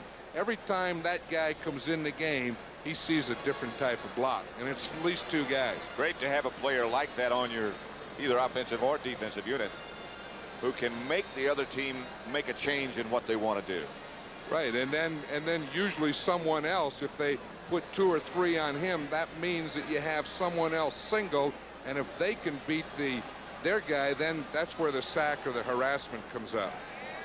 With 32 seconds to go, DeBerg makes a quick trip to the sideline. Line of scrimmage, the 37-yard line of Denver. The 49ers leading 21-14.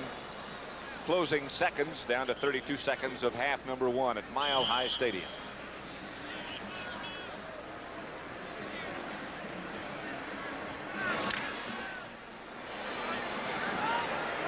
DeBerg looks it over. He'll look it over from the shotgun. He lines up a little closer to the center than some teams do as Kugler bangs into the center. This is the old thing that always drove me crazy. You know, again, how can the guy line up over the ball and jump off sides? Just watch the ball, Pete. Of course, I know why they do it, because they're anxious and they want to get started. They know they're going to get double teamed or whatever, and they want to get going. Encroachment defense, number 67. First down. They look more serious than encroachment. Encroachment is more serious than offsides. First down, Broncos, low snap this time. DeBerg has plenty of time. Throws. Preston gets out of bounds in front of the San Francisco bench. The official says no, he didn't get out of bounds. And the crowd doesn't like that at all. 22 seconds left to play. Now the clock is stopped. I think whether he's in bounds or out of bounds, I think the Denver Broncos have to start getting the ball up the field. That they can't be satisfied with these 5- and 10-yard gains. They have to start thinking of picking up 15 and 20 yards, because if they don't, they're not close enough for a field goal, and time is running out. They had to use a timeout. He didn't get out of bounds, so they had to burn their last timeout. So they got to work those sidelines now. Nobody has a timeout left. 22 seconds showing on the clock as DeBerg comes over to talk to Dan Reeves. Well, with 22 seconds, they know that they can get, in 22 seconds, you can get 3 plays off if the clock stops at the end of the play. If it's an incomplete pass, you can go to the end zone or the sidelines, but I don't think that there's any way that they can go to the middle. DeBerg 6 out of 9, 65 yards to 1 touchdown. It's 21-14 San Francisco over Denver. A patched up defensive crew for the 49ers. Fred Dean, Stover, Kugler, the front three. Looks like they're going to move Fred Dean over to the left side, and he's going to see how he can do on this side against Lanier.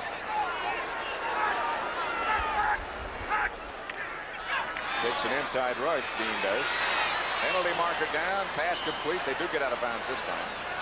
That's Sammy Winder who makes the lunge to get out. 17 seconds left to play. It's holding against Denver. That's left to play in the first half. Chuck Heberling calling the rest of his officiating crew. Also consulting with Dwight Hicks. I wonder if that holding was against Fred Dean. You know, he tends to draw a lot of that type of thing, too. We saw him. He started out against Ken Lanier. He took an inside rush and ended up on Paul Howard. Holding offense number 64. First down. On the offensive center, Billy Bryan. Maybe it was. Let's watch Dean. See, he starts in here. He's going against Lanier. Now, yep, it is Bryan. See, he's going to be the guy that holds Dean. And he held him right there, I guess. No, that wasn't him. No, he was holding someone else. That was Howard. He was holding Kugler. A lot of holding going on. First and 20. DeBerg again takes the snap. Now he's being pursued by Dean. He does throw. Church can't get out of bounds this time. Carlton Williamson made sure, and that should just about take care of the first half. Church shaking a little bit. First half is over. And at the end of this first half, it is the San Francisco 49ers 21, the Denver Broncos 14. Your business machines say a lot about the way you do business. Quick, right. Canon's NP400F delivers 40 letter-sized copies in a minute. Consider it done. Responds with reduction, even enlargement. Keeps you organized with a document feeder and optional sorter. Attaboy. The Canon NP400F system copier. Technology that keeps you going. Call toll-free for information or contact your authorized Canon dealer. The Hilton's right across the street. Let's meet back at the Hilton at 8. Meet you at the Hilton at half. I'm over at the Hilton. Come over. 5 minutes to get to the Hilton. I'm at the Hilton. Let's walk over to the Hilton. I'll meet you later at the Hilton. You know, the Hilton's got the best steak in town. See you at the Hilton. And you can reach me at the Hilton.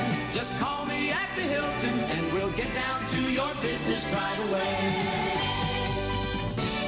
When American business hits the road, American business stops at Hilton. America's business address. America on the move. On the tire Michelin pioneered. The Radial.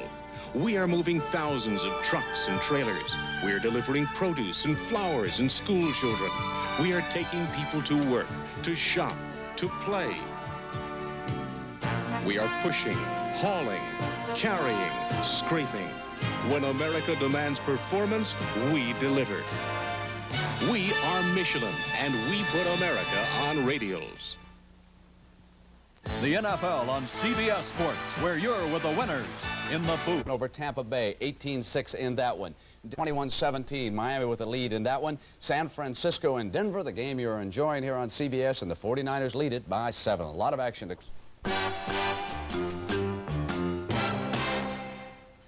Sunday marks the season premiere of 60 Minutes. Then it's a special 90-minute preview. Meet 7 brothers and 1 new bride. They're fighting... Pat Summerall with John Madden at Mile High Stadium in Denver. Let's go back and review the highlight, I guess, of the first half. That was Dwight Clark's great catch on that 3rd and 7 when we all thought they were going to go for the first down. They said, nope, they just threw it to Clark in the end zone. You know, we were talking at halftime about who would start this second half for the Broncos, and it looks like it's going to be Steve DeBerg. He's warming up. Craig Morton is sitting on a table. That would indicate that DeBerg is the guy who needs to get loose, wouldn't it? Or else it's a very comfortable table. Carlos drives Bill Ring back 5 yards deep into the end zone, and he downs it there. And so the 49ers will take over at their own 20. You know, the 49ers have scored more points this half than they have the entire preseason or last week. They only scored 21. I mean, they've scored 21 this half. The most they'd scored is 17. You see, the one thing that still has them concerned is in the whole first half, they only had 27 yards rushing, but 211 yards passing. That's a good half. I'll say it is. There's Craig Morton over on the sideline in deep thought. First down, San Francisco. Vince Williams will open the second half, and it's Vince Williams who gets the carry and gets about 5. Joe Montana, of course, the quarterback. Williams, 220-pound rookie from Oregon. Tom Jackson, by the way, made the stop. You had an interesting chat with Jackson yesterday. You thought that was interesting? You know, well, Tom Jackson and I never did get along. For some reason, we used to have these verbal battles during games, and if they'd do something, he'd run over. And so anyway, we hadn't talked since then, but yesterday, he and his coach, Bob Zeman, came by and said hello. Pass intended for Moore off his hands. Jim Ryan was out there with him. Covered by Jim Ryan. Dan Reeves on the sideline.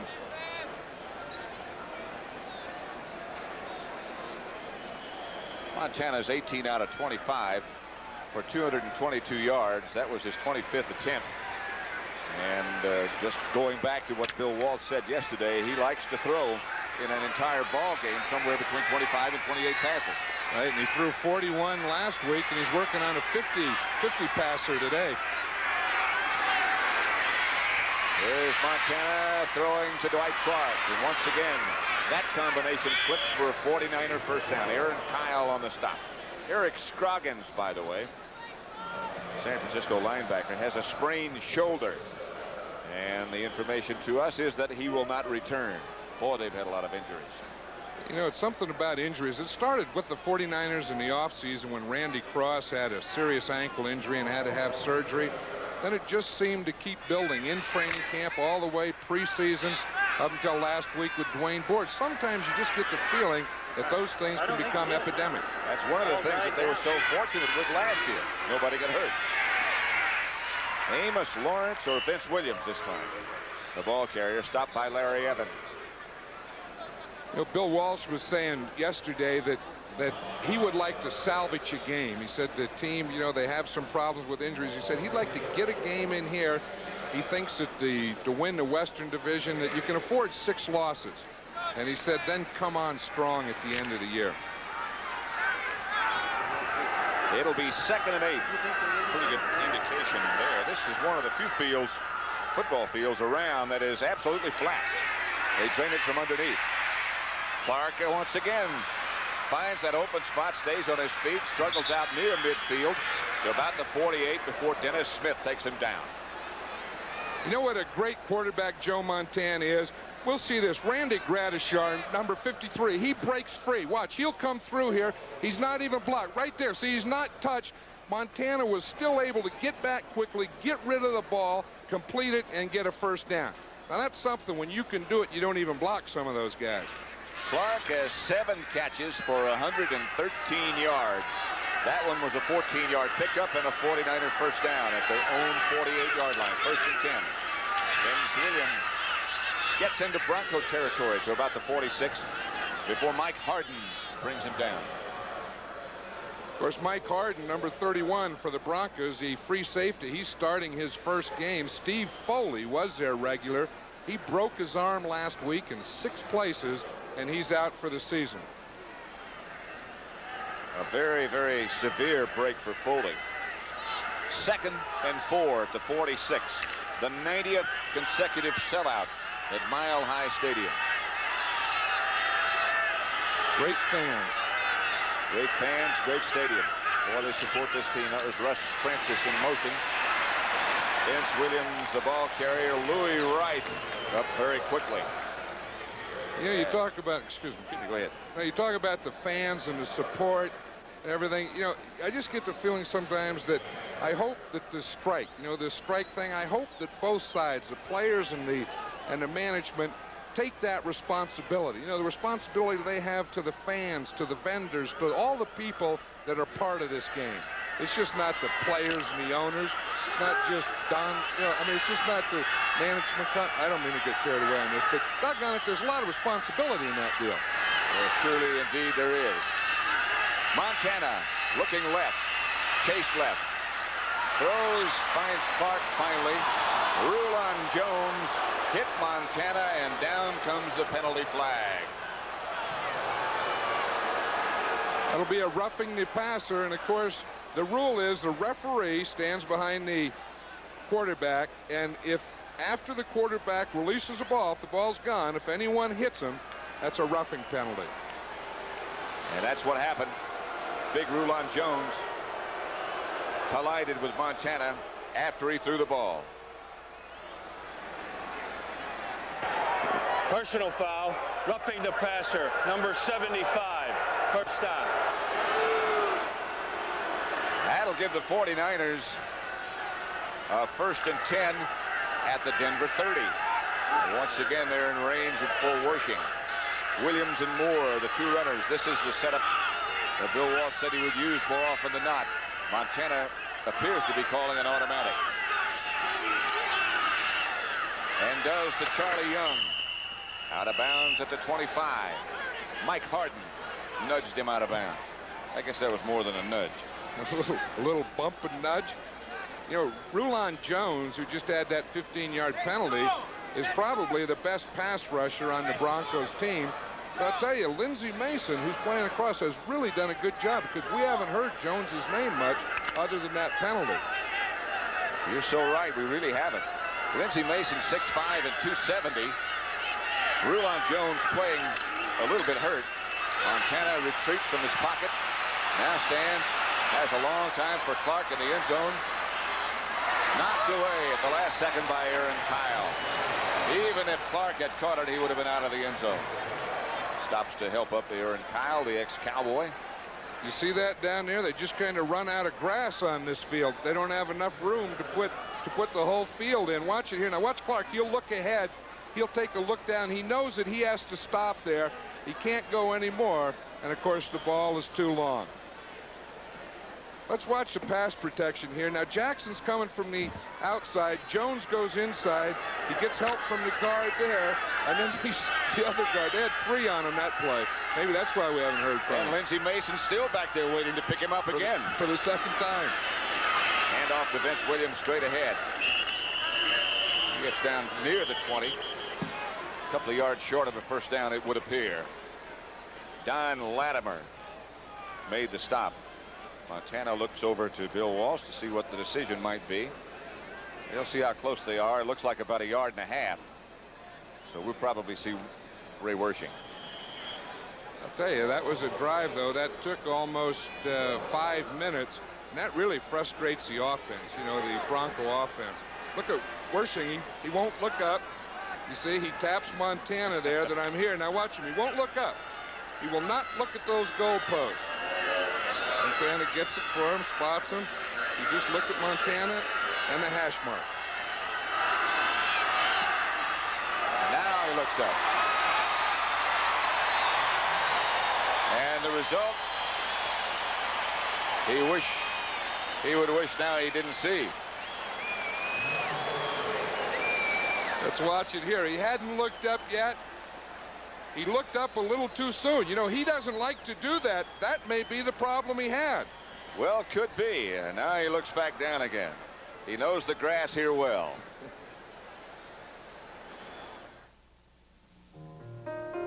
Some days. On the sideline, veteran Craig Morton, quarterback, who started the contest but was replaced by Steve DeBerg, and DeBerg is now back. Morton looks on in a baseball cap. He has said this will be it for him, his last year. Not DeBerg, Morton. 1st and 10 Denver at their own 22. They trail 21-14. That was Sammy Winder, who never got underway. Hit by the hacksaw and cut down by the hacksaw. That sign up there was saying, "Where's Hacksaw?" There was Hacksaw. Craig Morton was drafted in 1965. His 18th year in the NFL. Look who else was drafted that year. Sayers, Fredrickson, Butkus, Donnie Anderson, guy named Namath, Mike Curtis, the great Colt middle linebacker. And look at the years that they retired. They were all first-round draft choices. They've all been retired for many years, and Craig Morton's still lining up. From the shotgun is DeBerg. And play doesn't get underway. Fred Dean keeps coming. Chuck Heberling says hold it a second. Now that's one thing that Heberling shouldn't have let those two guys hit DeBerg. It was a free shot, and it looked like they shook DeBerg up a little. I mean, if you blow the whistle and say it's no play, I know you can't blow it, but doggone it, don't let him hit the quarterback either. Delay of the game, offense, number 17. Second down. Denver's been penalized now 7 times for 86 yards. Paris comes out. This is what happens here. See, it's too much time.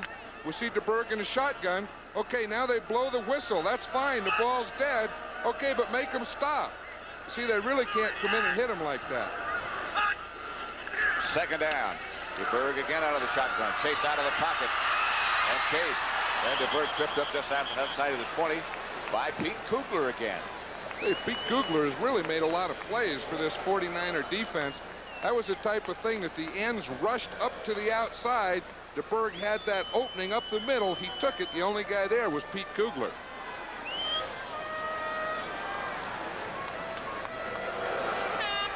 Play comparisons. 49ers, 16 rushes, 29 passes. The Broncos in the other direction, 19 rushes, 14 passes. San Francisco leads 21-14. Watson out wide to the left. Rick Upchurch split wide to the other side. Again, it's the shotgun. DeBerg intended for Winder, who couldn't hold on. And we will see Luke Prestridge. Tina Turner on defense. Let's watch the pass protection here. Now we see a line stunt. See, Dean's taking the inside. We see Kugler taking the outside. They pick it up nice. A lot of traffic in there, but good protection. The center, Bill Bryan, almost got in DeBerg's way. Deep for the 49ers, Bill Ring and Dwight Hicks. Prestridge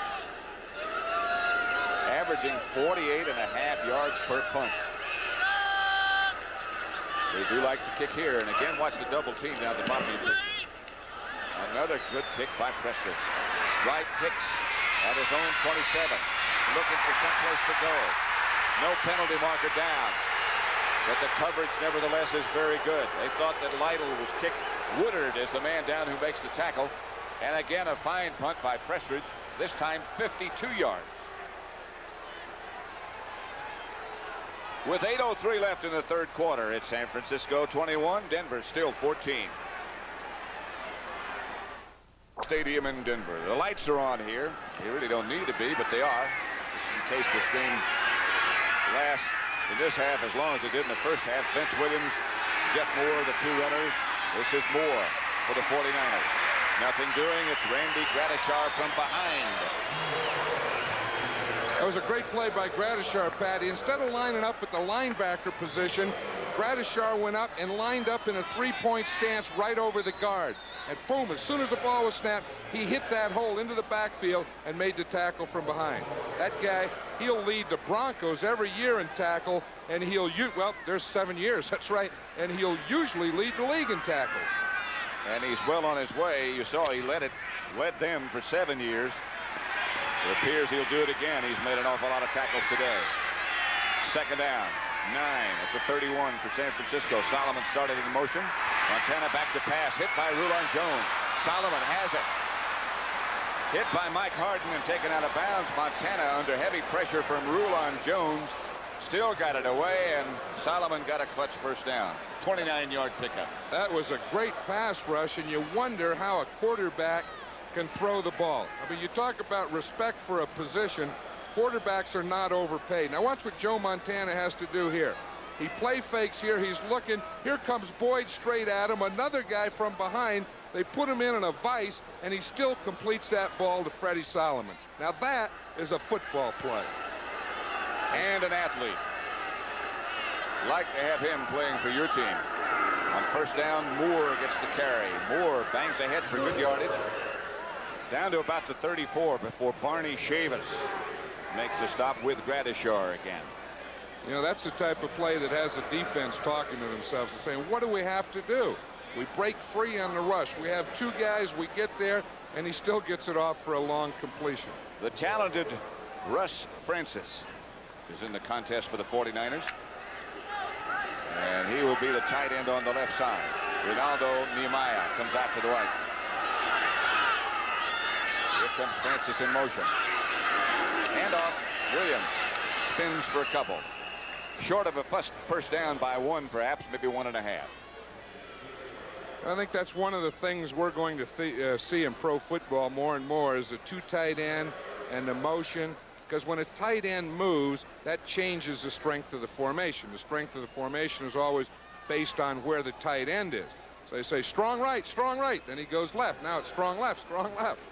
And we're seeing more and more of that.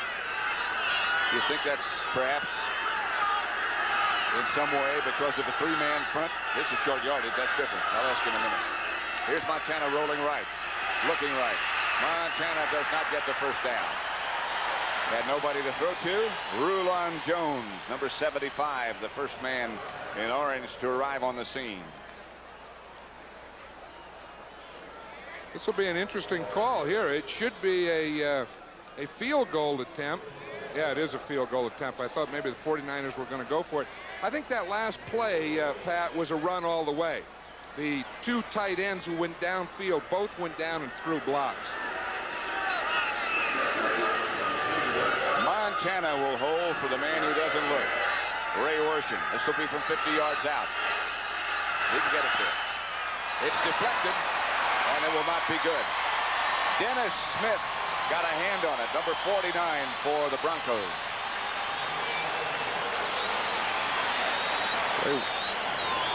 This one they bring, of course, back to the line of scrimmage. So the Broncos will take over at their own 33.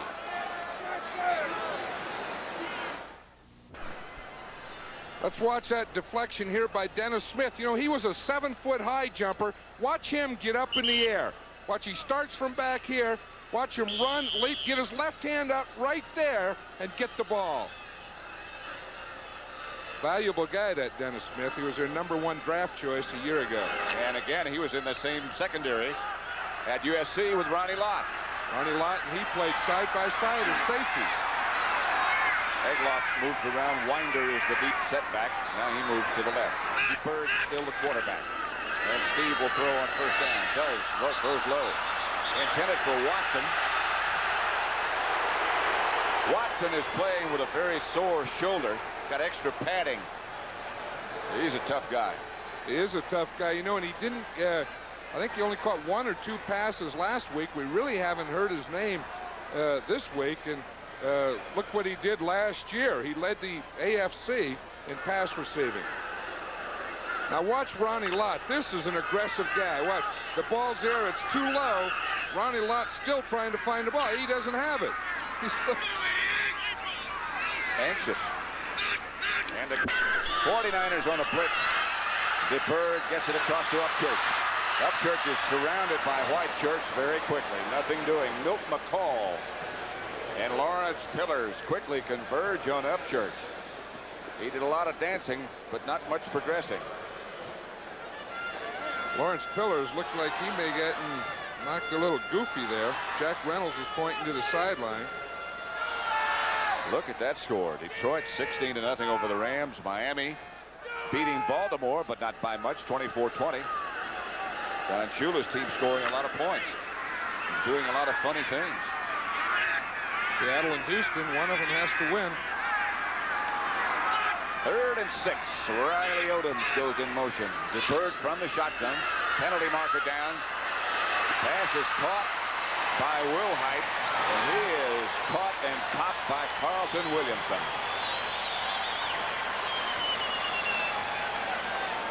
I think that's what, you know, the Broncos in the second half really haven't gotten started yet. They haven't gotten their offense going, and maybe they needed a play like that. Of course, the penalties against them, and that's the greatest drive stopper in the world. Not only the loss of yardage, it's a change in situation and a change in outlook. Well, you take that play, instead of being at midfield, now they're Illegal on the 30. motion, offense, number 88. Riley Odom's illegally in motion. San Francisco's been penalized 4 times for 25 yards. Denver 8 times, 91 yards. Dan Reeves not too happy. The ex-Dallas Cowboy roommates. Dan Reeves, Craig Morton, 3rd and 11. DeBerg out of the shotgun. DeBerg throws behind his intended receiver, Wade Manning. Watch Manning here now. It's a zone, you see, and he starts there.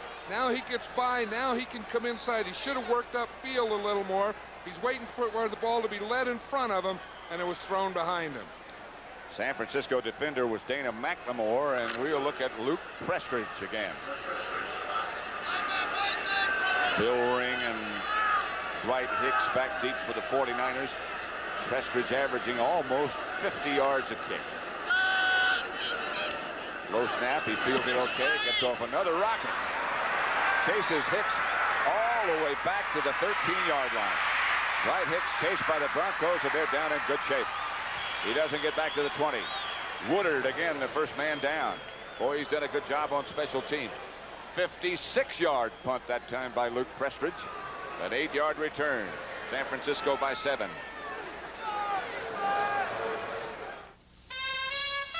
Toyota presents a truck that gives you the feeling. The feeling that you finally found a truck hungry for work.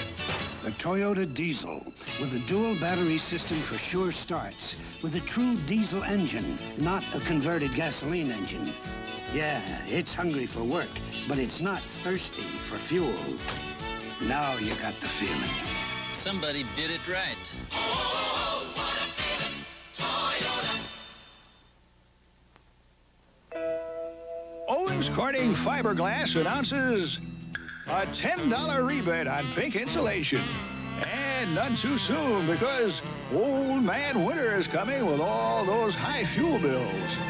Don't take it. Roll out an extra fuel-saving layer of pink insulation in your attic and get $10 back from Owens Corning, too. But hurry, the Put Your House in the Pink rebate ends September 26th. San Francisco 21, Denver 14. We're in the 3rd quarter with 4:02 remaining. 49ers still have Joe Montana at quarterback. Russ Francis, the tight end to the right. Dwight Clark tight to the left. Draw play to Moore. Good yardage. First down, San Francisco. Outside the 30 to about the 33. Tom Jackson tripped him up. You know, last year when the 49ers had the best record in the NFL, the thing that they did well is they would start off passing, and they would pass, establish the pass, and then run. Most teams used to always try and establish the run and then go to the pass. I remember Bill Walsh saying, an injured 49er, that's Jeff Moore, that once he got ahead and once he got into the 3rd quarter, that he started playing that clock, just doing what you were talking about. Let's see if we can see what happened. You know what happened here? I think Jeff Moore, you see where the ball was? He just landed on the ball. And that hurts. That gets right up there in those ribs in the back, and that's exactly what it is. It's just the right size to get into that cavity. Just watch it there. You see the ball in his left hand. Now watch as he goes down. He falls right on the ball. You see the ball's right underneath him, and it looks like he got his side, the ribs, and maybe the hip. Next week's scheduled, once again, John and I will be in Pittsburgh when the Giants go there to play the Steelers. Strike or no strike, you'll see the NFL today before the games start. The Cowboys will be in Minnesota. Both teams 1-1. Rams in trouble. Entertain Philadelphia. Or Philadelphia entertains the Rams, rather. St. Louis against Washington. Surprising Redskins. And the Bears in San Francisco. And the Giants, of course, have played the Steelers very well over the years. Here's Montana to Vince Williams. Nothing doing. Bill Ring, by the way, replaced Jeff Moore. Rulon Jones on the tackle for Vince Williams.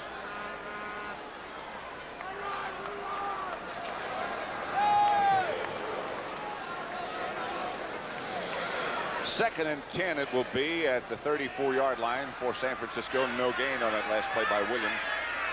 Ring and Williams, the two runners. Rulon Jones on the last tackle. 3:02 left in the 3rd quarter. Solomon wide to the right. Ring split out to the left. Park is a tight end on the left. Pass to Ring as he came in motion. And the tough one gets out close to midfield. Out to the 49. 1st down. Now for an NFL Today report. Let's go to Brent Musburger in New York. Pat, the two things that have plagued Tampa Bay through the years, a woeful kicking game and their inability to come from behind. Moments ago, James Wilder battled his way 7 yards for a touchdown. They now trail the Redskins 18-13 in the 2nd half. Heat's on Doug Williams again. Back to you in Denver. Thank you very much, Brent. Ronaldo Nehemiah split out wide to the right. He's the lone split man. This is Bill Ring, and he's hit right in the backfield by Don Latimer before he ever got back to the line of scrimmage. It takes a good nose tackle, John, to play the 3-4 defense. The Broncos have 2 good ones. Usually, the way they block them today, now the center blocks them, the guards block them, the tight ends block them, guys flying in on helicopters block them. It takes at least 2, and as you say, with Reuben Carter, who starts, and Don Latimer, both from the University of Miami, they have 2 of the best. 2nd down, no gain on the last play. Latimer shut it down. Montana play pass fake, trying to set up a screen. To Ring, throws wide out of bounds over the head of Freddie Solomon, covered by Lewis Wright. I'm sure he threw that one away. He did. Again, he had good pass protection, but it was good coverage by the Broncos secondary. He had no one to throw to, so he just threw it away. Rulon Jones was applying the heat. Montana now 23 out of 32, 292 yards, 2 touchdowns. You see, he was explaining to his guys. He was going like this. I had to throw it away. I didn't have anything. That makes the linemen feel good. You know, they know incomplete pass, but it wasn't their fault. Makes them block better on the next play. It's 3rd down 10. Crowd comes to life. Mile High Stadium. Montana trying to call an audible at the line of scrimmage. He has Park and Solomon both to the right. He'll look in that direction. Looking. Incomplete. Ball might have slipped out of his hands just a bit.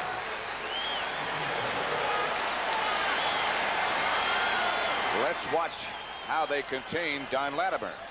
Let's watch what happens in the middle. The center there, Fred Quillen. You see, he starts on him. Randy Cross, the right guard, comes. He gets a little piece of him. He gets his back. They just double team him at least on every play. Look at him. He said, "Where'd you come from, man? I thought you were the center." Miller will punt from his own 35.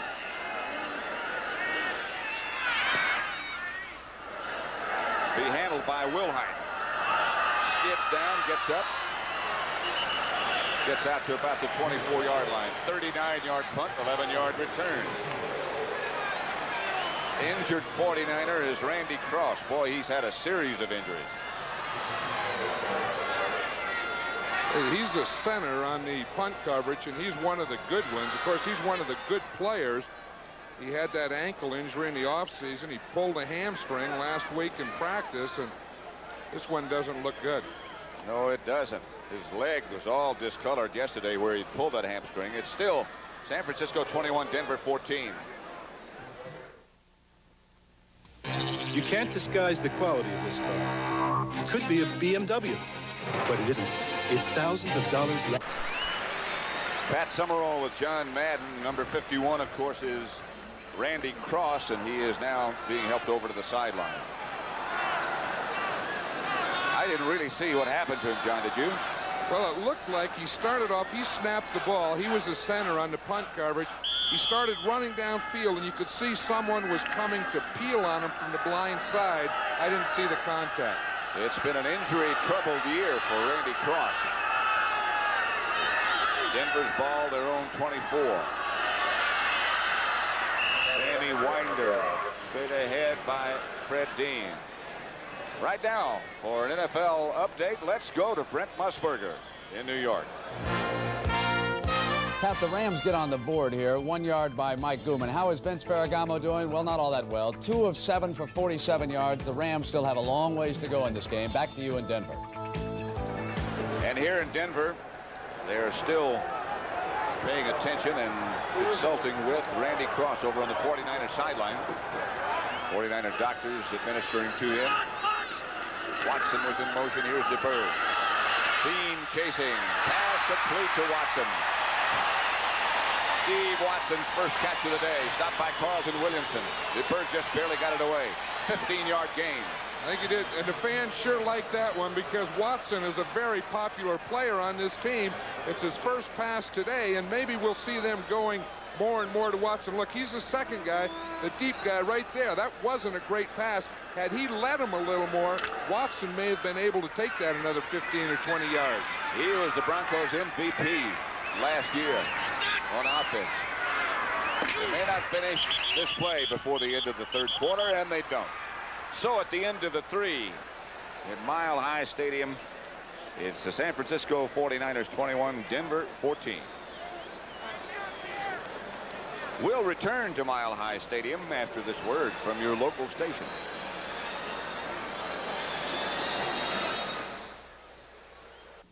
Introducing the 1982.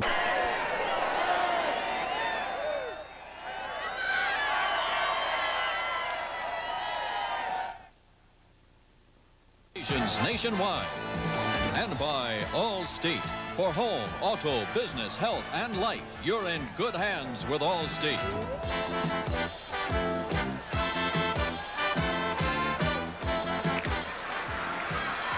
We'll start the fourth quarter. 15 minutes at least more of football. 49ers leading 21-14 over the Denver Broncos at Mile High Stadium. Watson in motion. DeBerg fakes. Going deep for Upchurch. Penalty markers all over the place. Len Thomas back there with Upchurch.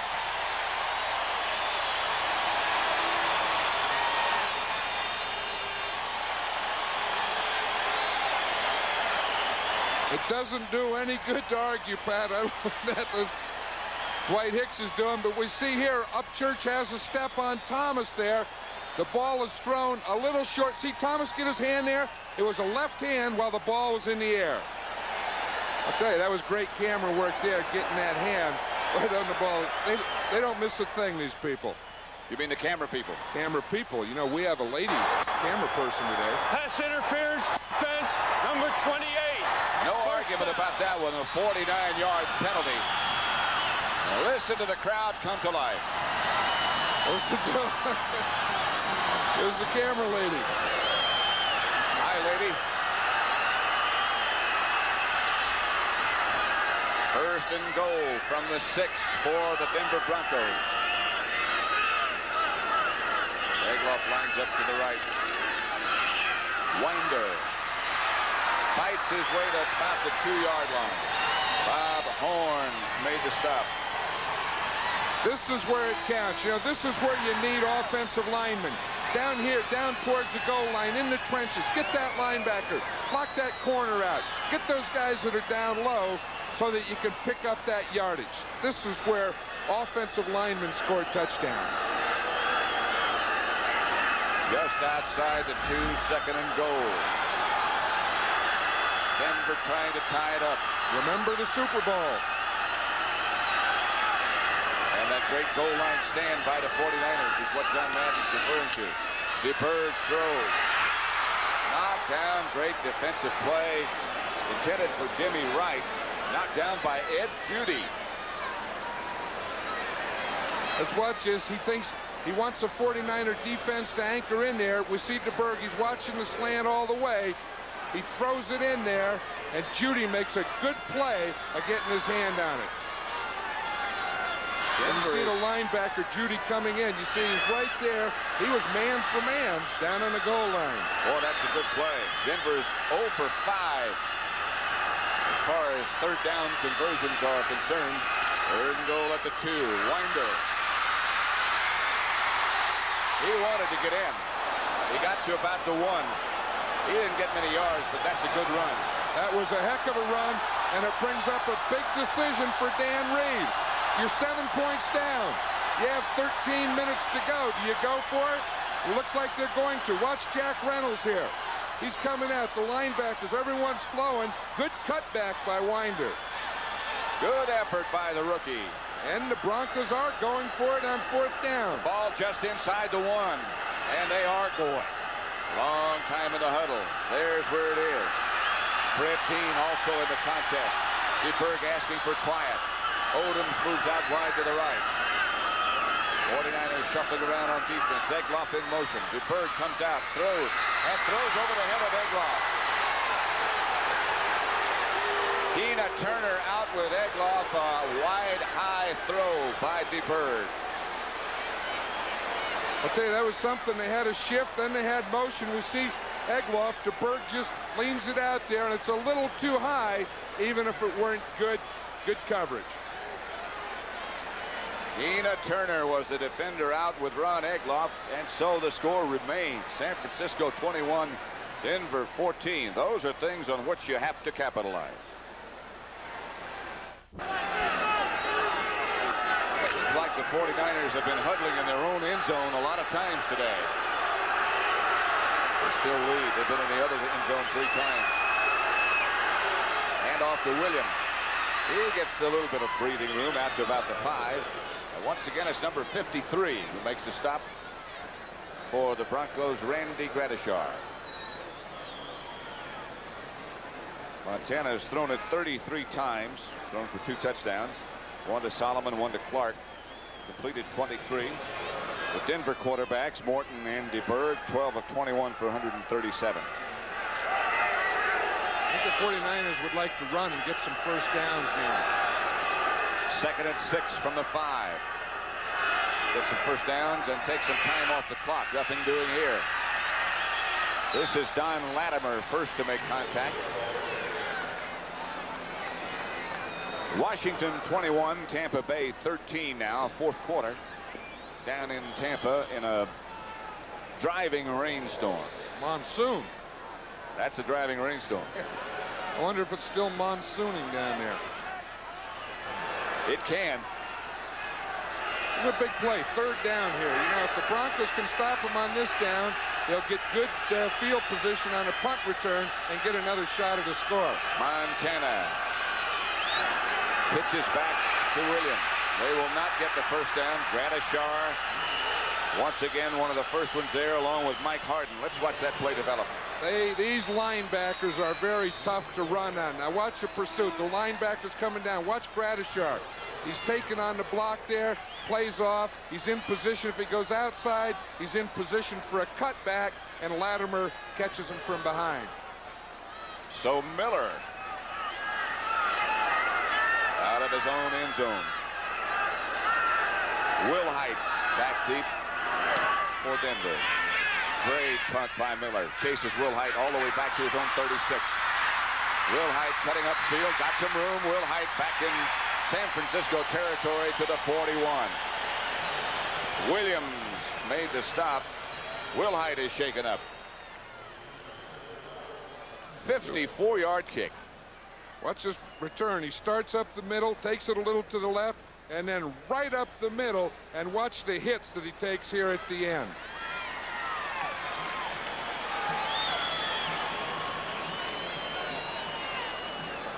Next Sunday at the end. 11 minutes and 10 seconds left to play at Mile High Stadium. 21-14. There's Gerald Wilhite, who seems to be okay. Just got the wind knocked out of him. This is the best field position Denver has had all day in which to start a drive. They send Odoms in motion. DeBerg throws quickly out to Odom. And he is taken down very quickly by Keena Turner. Good coverage again by the linebacker. All those passes are, Pat, good for the average. When you throw a pass completion and only gain 2 yards, you can run a quarterback sneak and get that far. I would expect, again, that they're going to start working to their left. The Broncos I'm talking about against Lynn Thomas right there, number 28. He's probably thinking the same thing, that they've tried it before. I'm ready. Here you come. And Bill Walsh looking on. Detroit 19, the Rams 7. That's in the 4th quarter. As we are in the 4th quarter with 10:28 left to play. Watson goes in motion.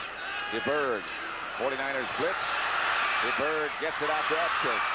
Upchurch finds no place to go as Ronnie Lott slings him to the ground. Ronnie Lott's just a tough guy. Right, he is, and he's all over the field making tackles. He makes tackles when they catch the ball. He makes tackles in the backfield when they run the ball. He's all over. Now, that wasn't DeBerg's fault. You know, he had to take that short one because the coverage of the 49ers was excellent. There was nothing open deep, and he had to come underneath. He just looks strong. Do you see him in that T-shirt yesterday and those muscles he has? What do you call those things that grow up from your shoulder to your neck? Deltoids? He had big ones. DeBerg back. DeBerg with good time going deep for Upchurch. He has Upchurch for a touchdown.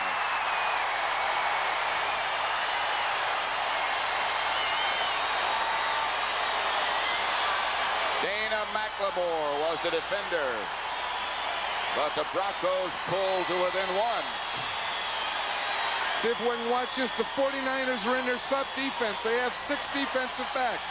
Rookie Dana McLemore, he'll end up right here at the end. He'll end up on Rick Upchurch. And we'll see Upchurch has him by 2 or 3 steps. Great throw, right over the top, and a fine catch. And there was a personal foul called on McLemore after the catch. We will enforce it on the kickoff. It's a touchdown. Touchdown, Broncos. They'll kick off from the midfield, the 50-yard line. Rick Upchurch has had a big day today. You know, last week he had a few drops, and some fans were down on him, some people here, but he's made up for it today. Punt returning, catching deep balls, everything. DeBerg, who just threw the touchdown pass, will hold for Carlos. That was a good throw from DeBerg as well. Carlos gets it up and through.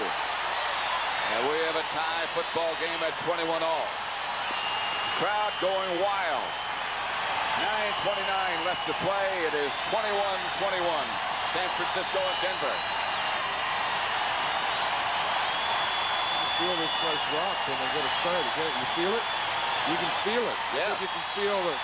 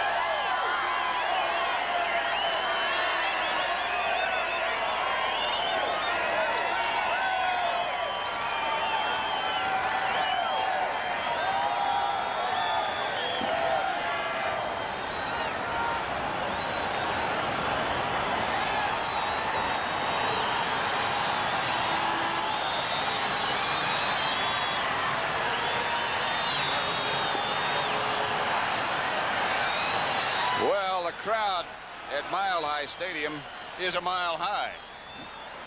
They're rocking this stadium. They really are. And part of it floats. I'm worried about that part. That's the part on the other side, though. Yes. They'll kick off from midfield because there was a personal foul after the touchdown catch.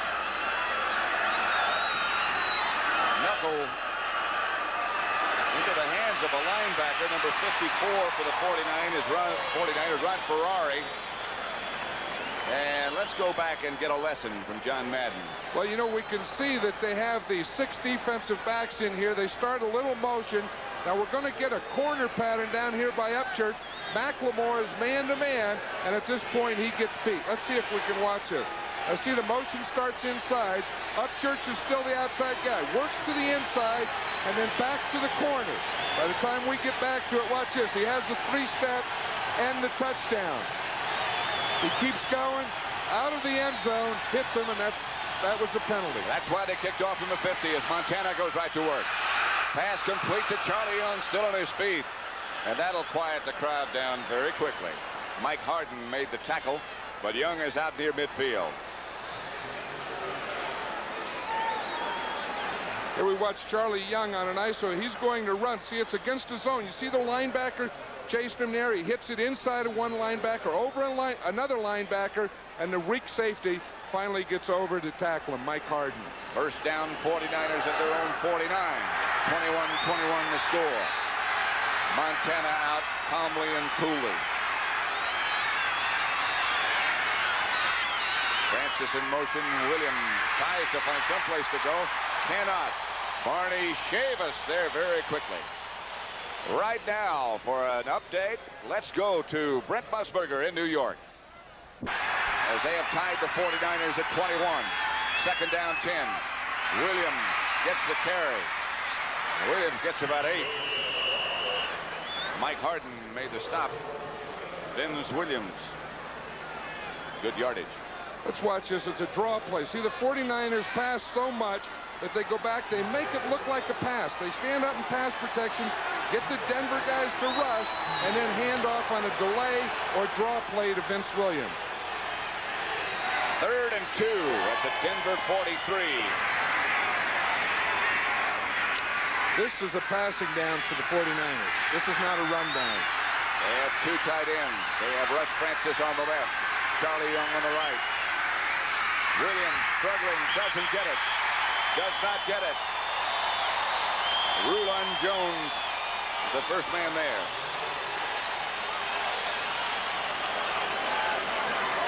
As I said, it's a running down for the 49ers anytime they're 3rd and 2.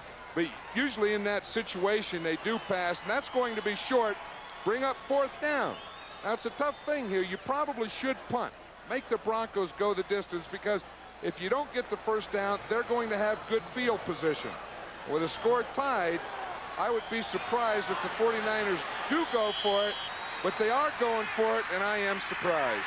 And Bill Ring has come in place of Jeff Moore. And Ring is, of course, the good first down man.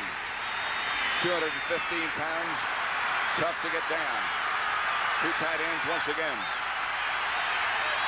Montana calls it. They need about a foot. Handoff is to Williams, and he got it. Randy Gradishar made the stop, but Williams went over the top and got it.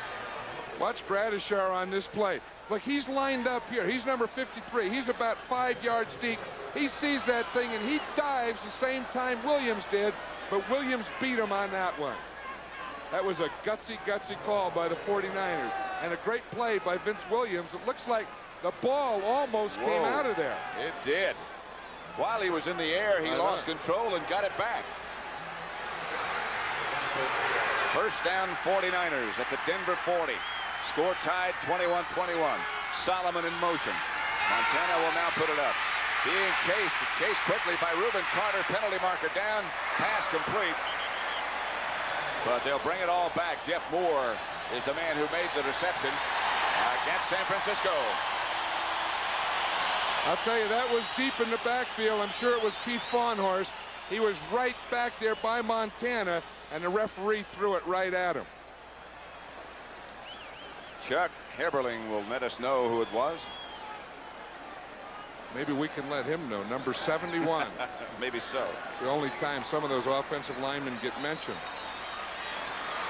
When they hold, you mean? Holding, offense, number 71. First down. It was holding, and it was number 71. They don't miss a thing, those officials, right? Very good. First down, 49ers. They need 20 now for a first. They're exactly at midfield. Vince Williams alone setback. Here's Montana. Pressured. Gets Clark. Finds Clark. Gets about 8. And Dwight Clark is knocked back by Tom Jackson and Randy Gradishar. Montana checking over on the sideline. Quiet. Crowd quiets down just a little bit. Those of you who watched the Washington Redskins win their second in a row, 21-13 this time over Tampa Bay, welcome to Mile High Stadium in Denver, where the score is the Denver Broncos 21, the 49ers 21. Pat Summerall with John Madden. We have 5.5 minutes left to play in the football game.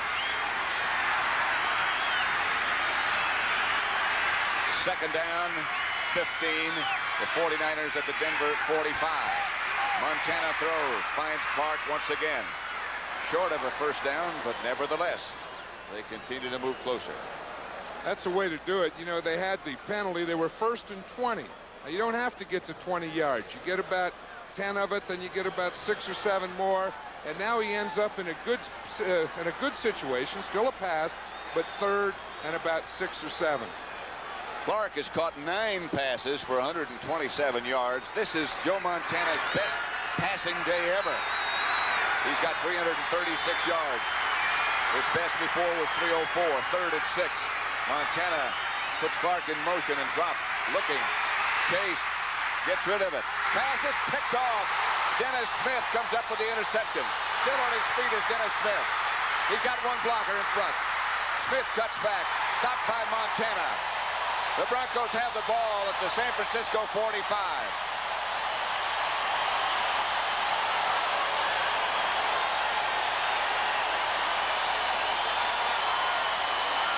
Here we watch Dwight Clark here. He's coming in motion. He starts back to the inside. Now watch, Smith is man for man. He sees the ball thrown, gets a great break, a great jump in the ball. Caught it with one hand, his left hand, makes a fine move. Now watch, the only guy here is Joe Montana. He has to make the tackle with his left leg. And the crowd goes wild. 21-21.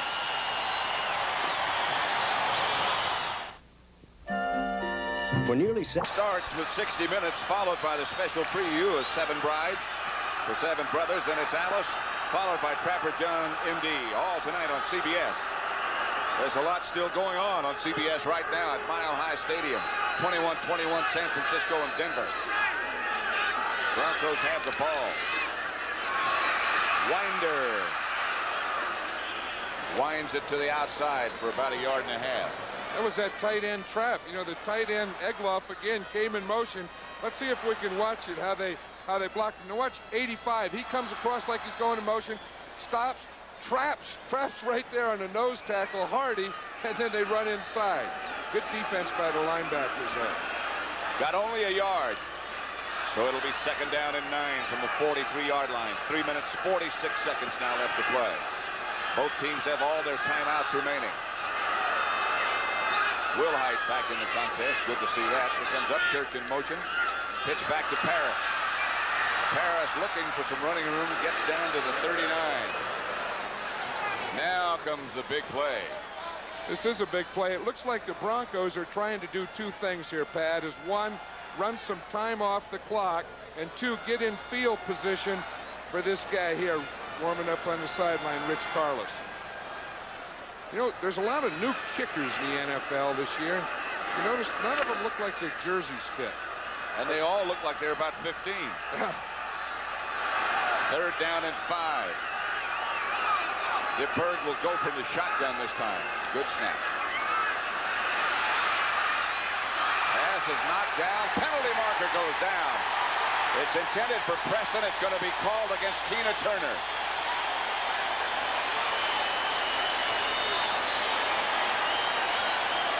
I'll tell you, we've had a lot of pass interference in this game, and they've been big plays and big downs. Tina Turner looks like he might believe it. Pass interference defense, number 58. 1st down. 1st down, Broncos. They got their 1st down. Not the way they had planned, but we'll take it. I'm sure they're saying. Let's see if we can see Tina Turner here. It'll be right at the end, just as it looked like maybe he was on his shoulder before the ball got there. Upchurch out wide to the right. Watson split to the left, and now he comes in motion. And now goes back in the other direction. DeBerg gives to Winder to the 30. Now the Broncos know that they're in field goal position. The score is tied. 2 minutes, 35 seconds left to go. Now what they want to do is keep that position. They don't want to do anything to have a turnover, but they would also like to get 1st downs and maybe score.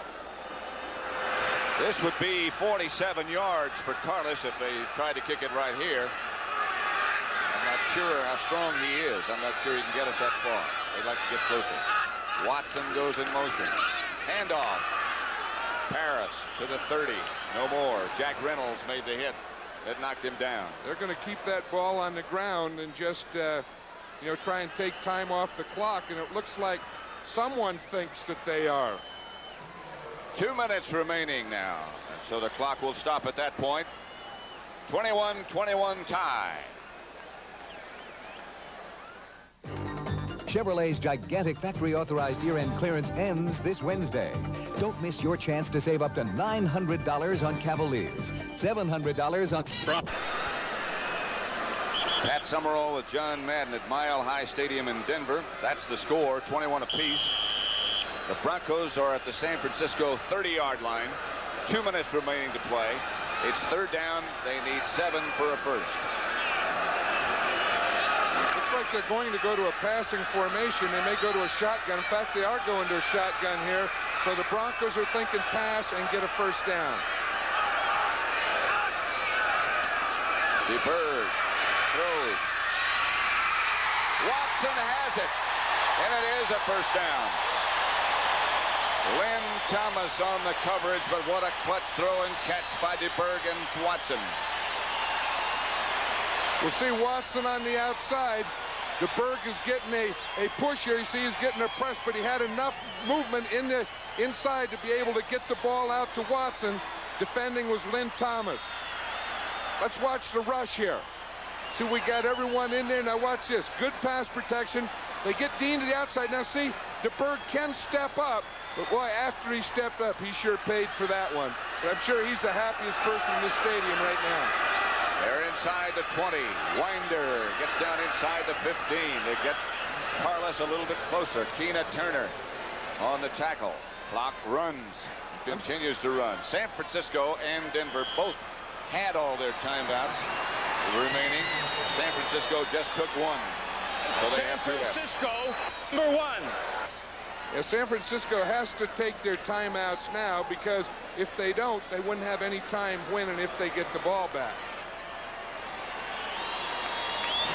Again, regardless of whether there is a strike, which is supposed to take place Tuesday morning, if indeed it does, next Sunday, the NFL will be on. The NFL Today will be on regardless. John Madden and I will be in Pittsburgh for the Giants' visit to Three Rivers Stadium against the Steelers, who are now 2-0. Dallas will be up in Minnesota. Cowboys beat St. Louis today. Minnesota, of course, is 1-1. Rams at Philadelphia, St. Louis at Washington, and the Chicago Bears at San Francisco. Here at Mile High Stadium in Denver, no one has left. I mean, no one. But I'm sure they won't. Until about an hour after the game's over. That's the type of crowd this is. Following football tonight on CBS, 60 Minutes. 7 brides for 7 brothers. That sounds like a good match. Alice and Trapper John M.D. That, of course, will be at normal times on the West Coast. And as soon as football is over in the East, San Francisco has 2 timeouts remaining. Paris and Winder, the runners. Egloff sets up on the right side and now goes back in motion. There's that trap play again. Winder down near the 10. I mean, the 49ers are taking their second timeout, Pat, because they know that they have to get the ball back. It would seem that perhaps they have conceded the field goal. Final today, New Orleans 10, Chicago nothing.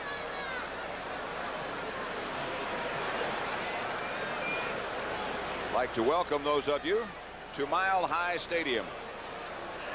Game you've been watching is over. Here it's not over.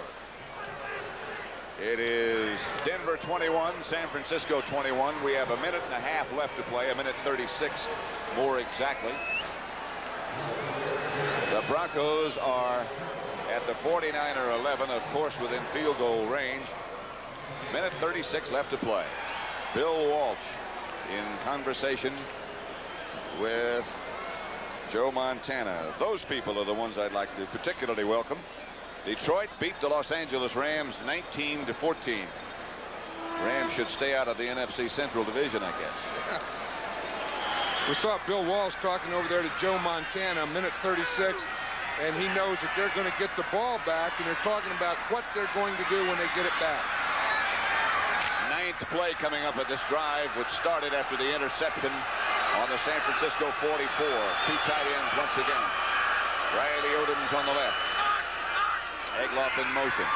DeBerg looking, has a man wide open, who falls down.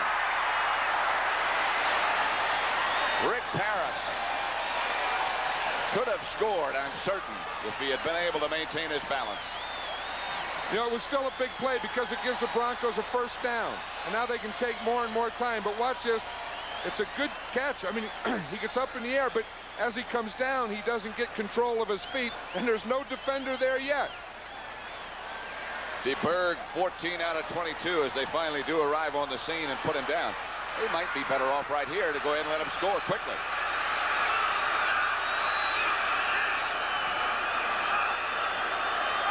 Egloff once again in motion. Parris. And Egloff must have been indeed in motion. Penalty marker down in the end zone. Maybe somebody was offside. Jack Reynolds on the stop. I think it's against the 49ers, Pat. We have 12 men on the defense. That usually is a successful defense down there in the goal line, but when you have 12 of them, of course they have someone counting them. Here we can count them right here. Look, we got 1, 2, 3, 4, 5, 6, 7, 8, 9, 10, 11. Where's the 12th guy? Must be the official. 1, 2, 3, 4, 5, 6, 7, 8, 9, 10, 11. It's the invisible man. 1, 2, 3, 4, 5, 6, 7, 8, 9, 10, 11. I only see 11.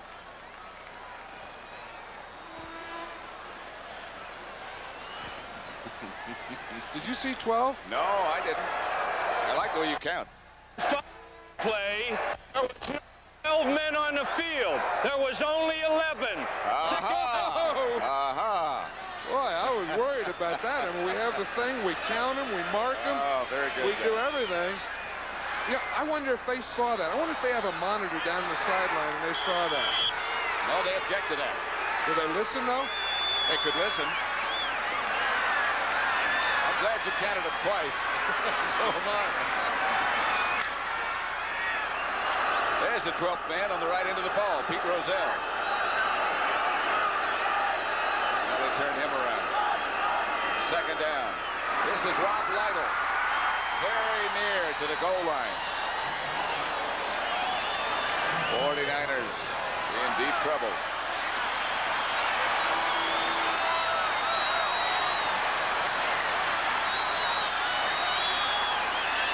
The 49ers, it looks like they're doing it. They have to keep them down here and then hope that they can block. If they can stop them, then they still have to block that field goal attempt. Third down, 1 yard. 3rd and 1. Rob Lytle and Will Height, the runners. They give it to Lytle, I'm sure they do. Lytle does not get in. And now the Broncos are signaling from the sideline to take a timeout, and they do with 3 seconds to go. It looked like they were going, but they didn't know that. With the score tied, they better take timeout, because when they don't score, now watch this goal line defense down here. Good penetration by the 49ers. Nothing there for Lytle. The pile doesn't go into the end zone. The pile goes back. So it's not a touchdown. Wouldn't that have been something had they not taken the time out there? Watch Jack Reynolds. All that action here. He gets in there pushing from behind. Good action. Good shot. Again, Pete Kugler was the first guy there. He's had a big day on defense. He really has. But all boils down to this. What about quarterbacks, linemen, backs, ends, defense? Boils down to a guy named Rich Carlos. A barefooted kicker. Looking up at that south end zone, which we have identified considerably today. 3 seconds left to play. It'll be from 20 yards out. DeBerg will hold. No, from 17 yards out. Carlos hits it.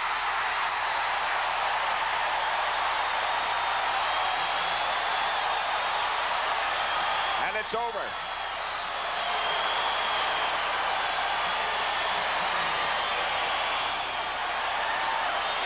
Denver, 24.